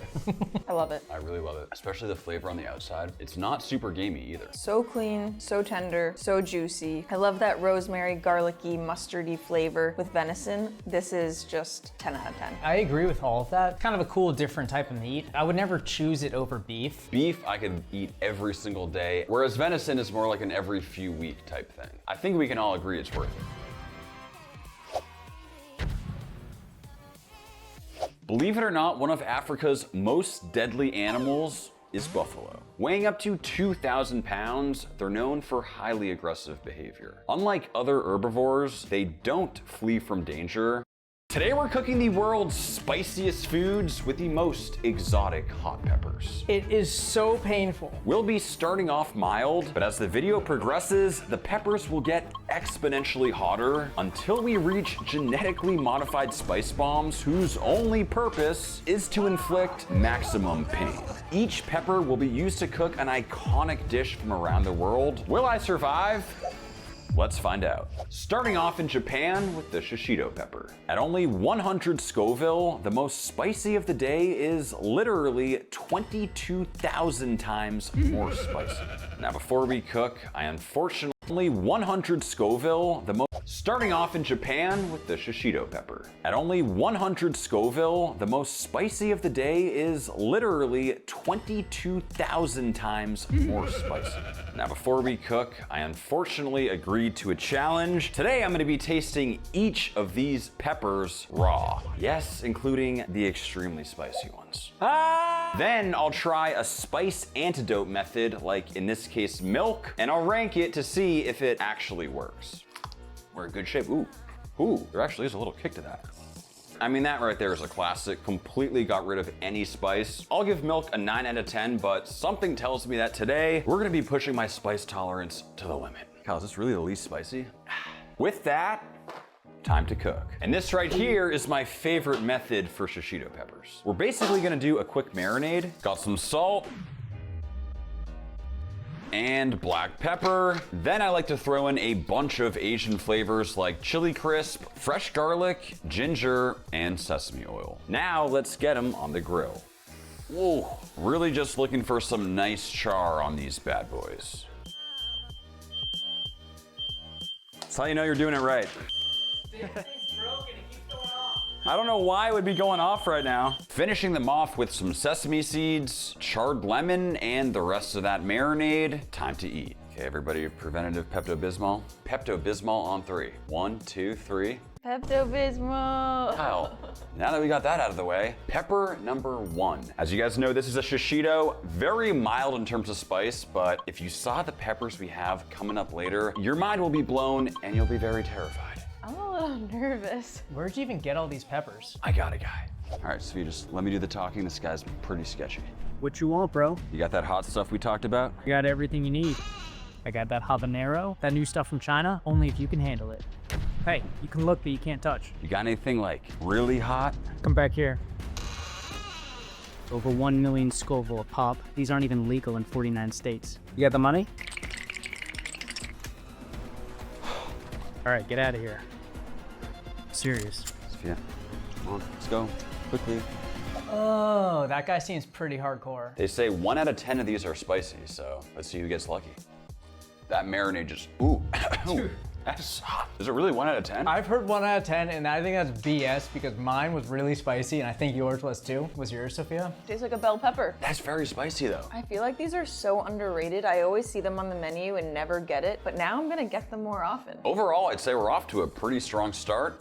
Let's keep it moving. With a significant jump to 5,000 Scoville, the jalapeno is widely considered the most popular hot pepper in the world. While spicy, it's a basic pepper. Literally nothing like some of the peppers we'll be trying later, which are so unique and obscure, only a select amount of people have ever tried them. Okay, it is time to taste our raw jalapeno. For the antidote, we have some fresh honeycomb. We're only at 5,000 Scoville, so I feel like this should still be manageable. Time to taste. A big bite. Oh my God. Is this really the second pepper? All right, honey. The honey helps substantially. I'd give that honey like realistically an 8 out of 10. That works pretty well. Given how hot this was at only 5,000 Scoville, I am in huge trouble. I'm honestly still in pain right now, but for our jalapeno dish, we're of course making a Tex-Mex classic, the one and only jalapeno popper. We'll remove the seeds like so, and time to add our filling. It's got cream cheese, cheddar, green onion, and some seasonings for a super creamy interior. Next up, of course, we need to wrap in bacon. Just going around like so, leaving us with this beautiful army of bacon-wrapped poppers, finishing with a little honey Cajun rub, just for a little extra kick of flavor, and we'll get them on the smoker. And just like that, they should be done. Perfectly smoked and crispy bacon with that creamy interior. These for me are the ultimate game day snack. The one and only jalapeno.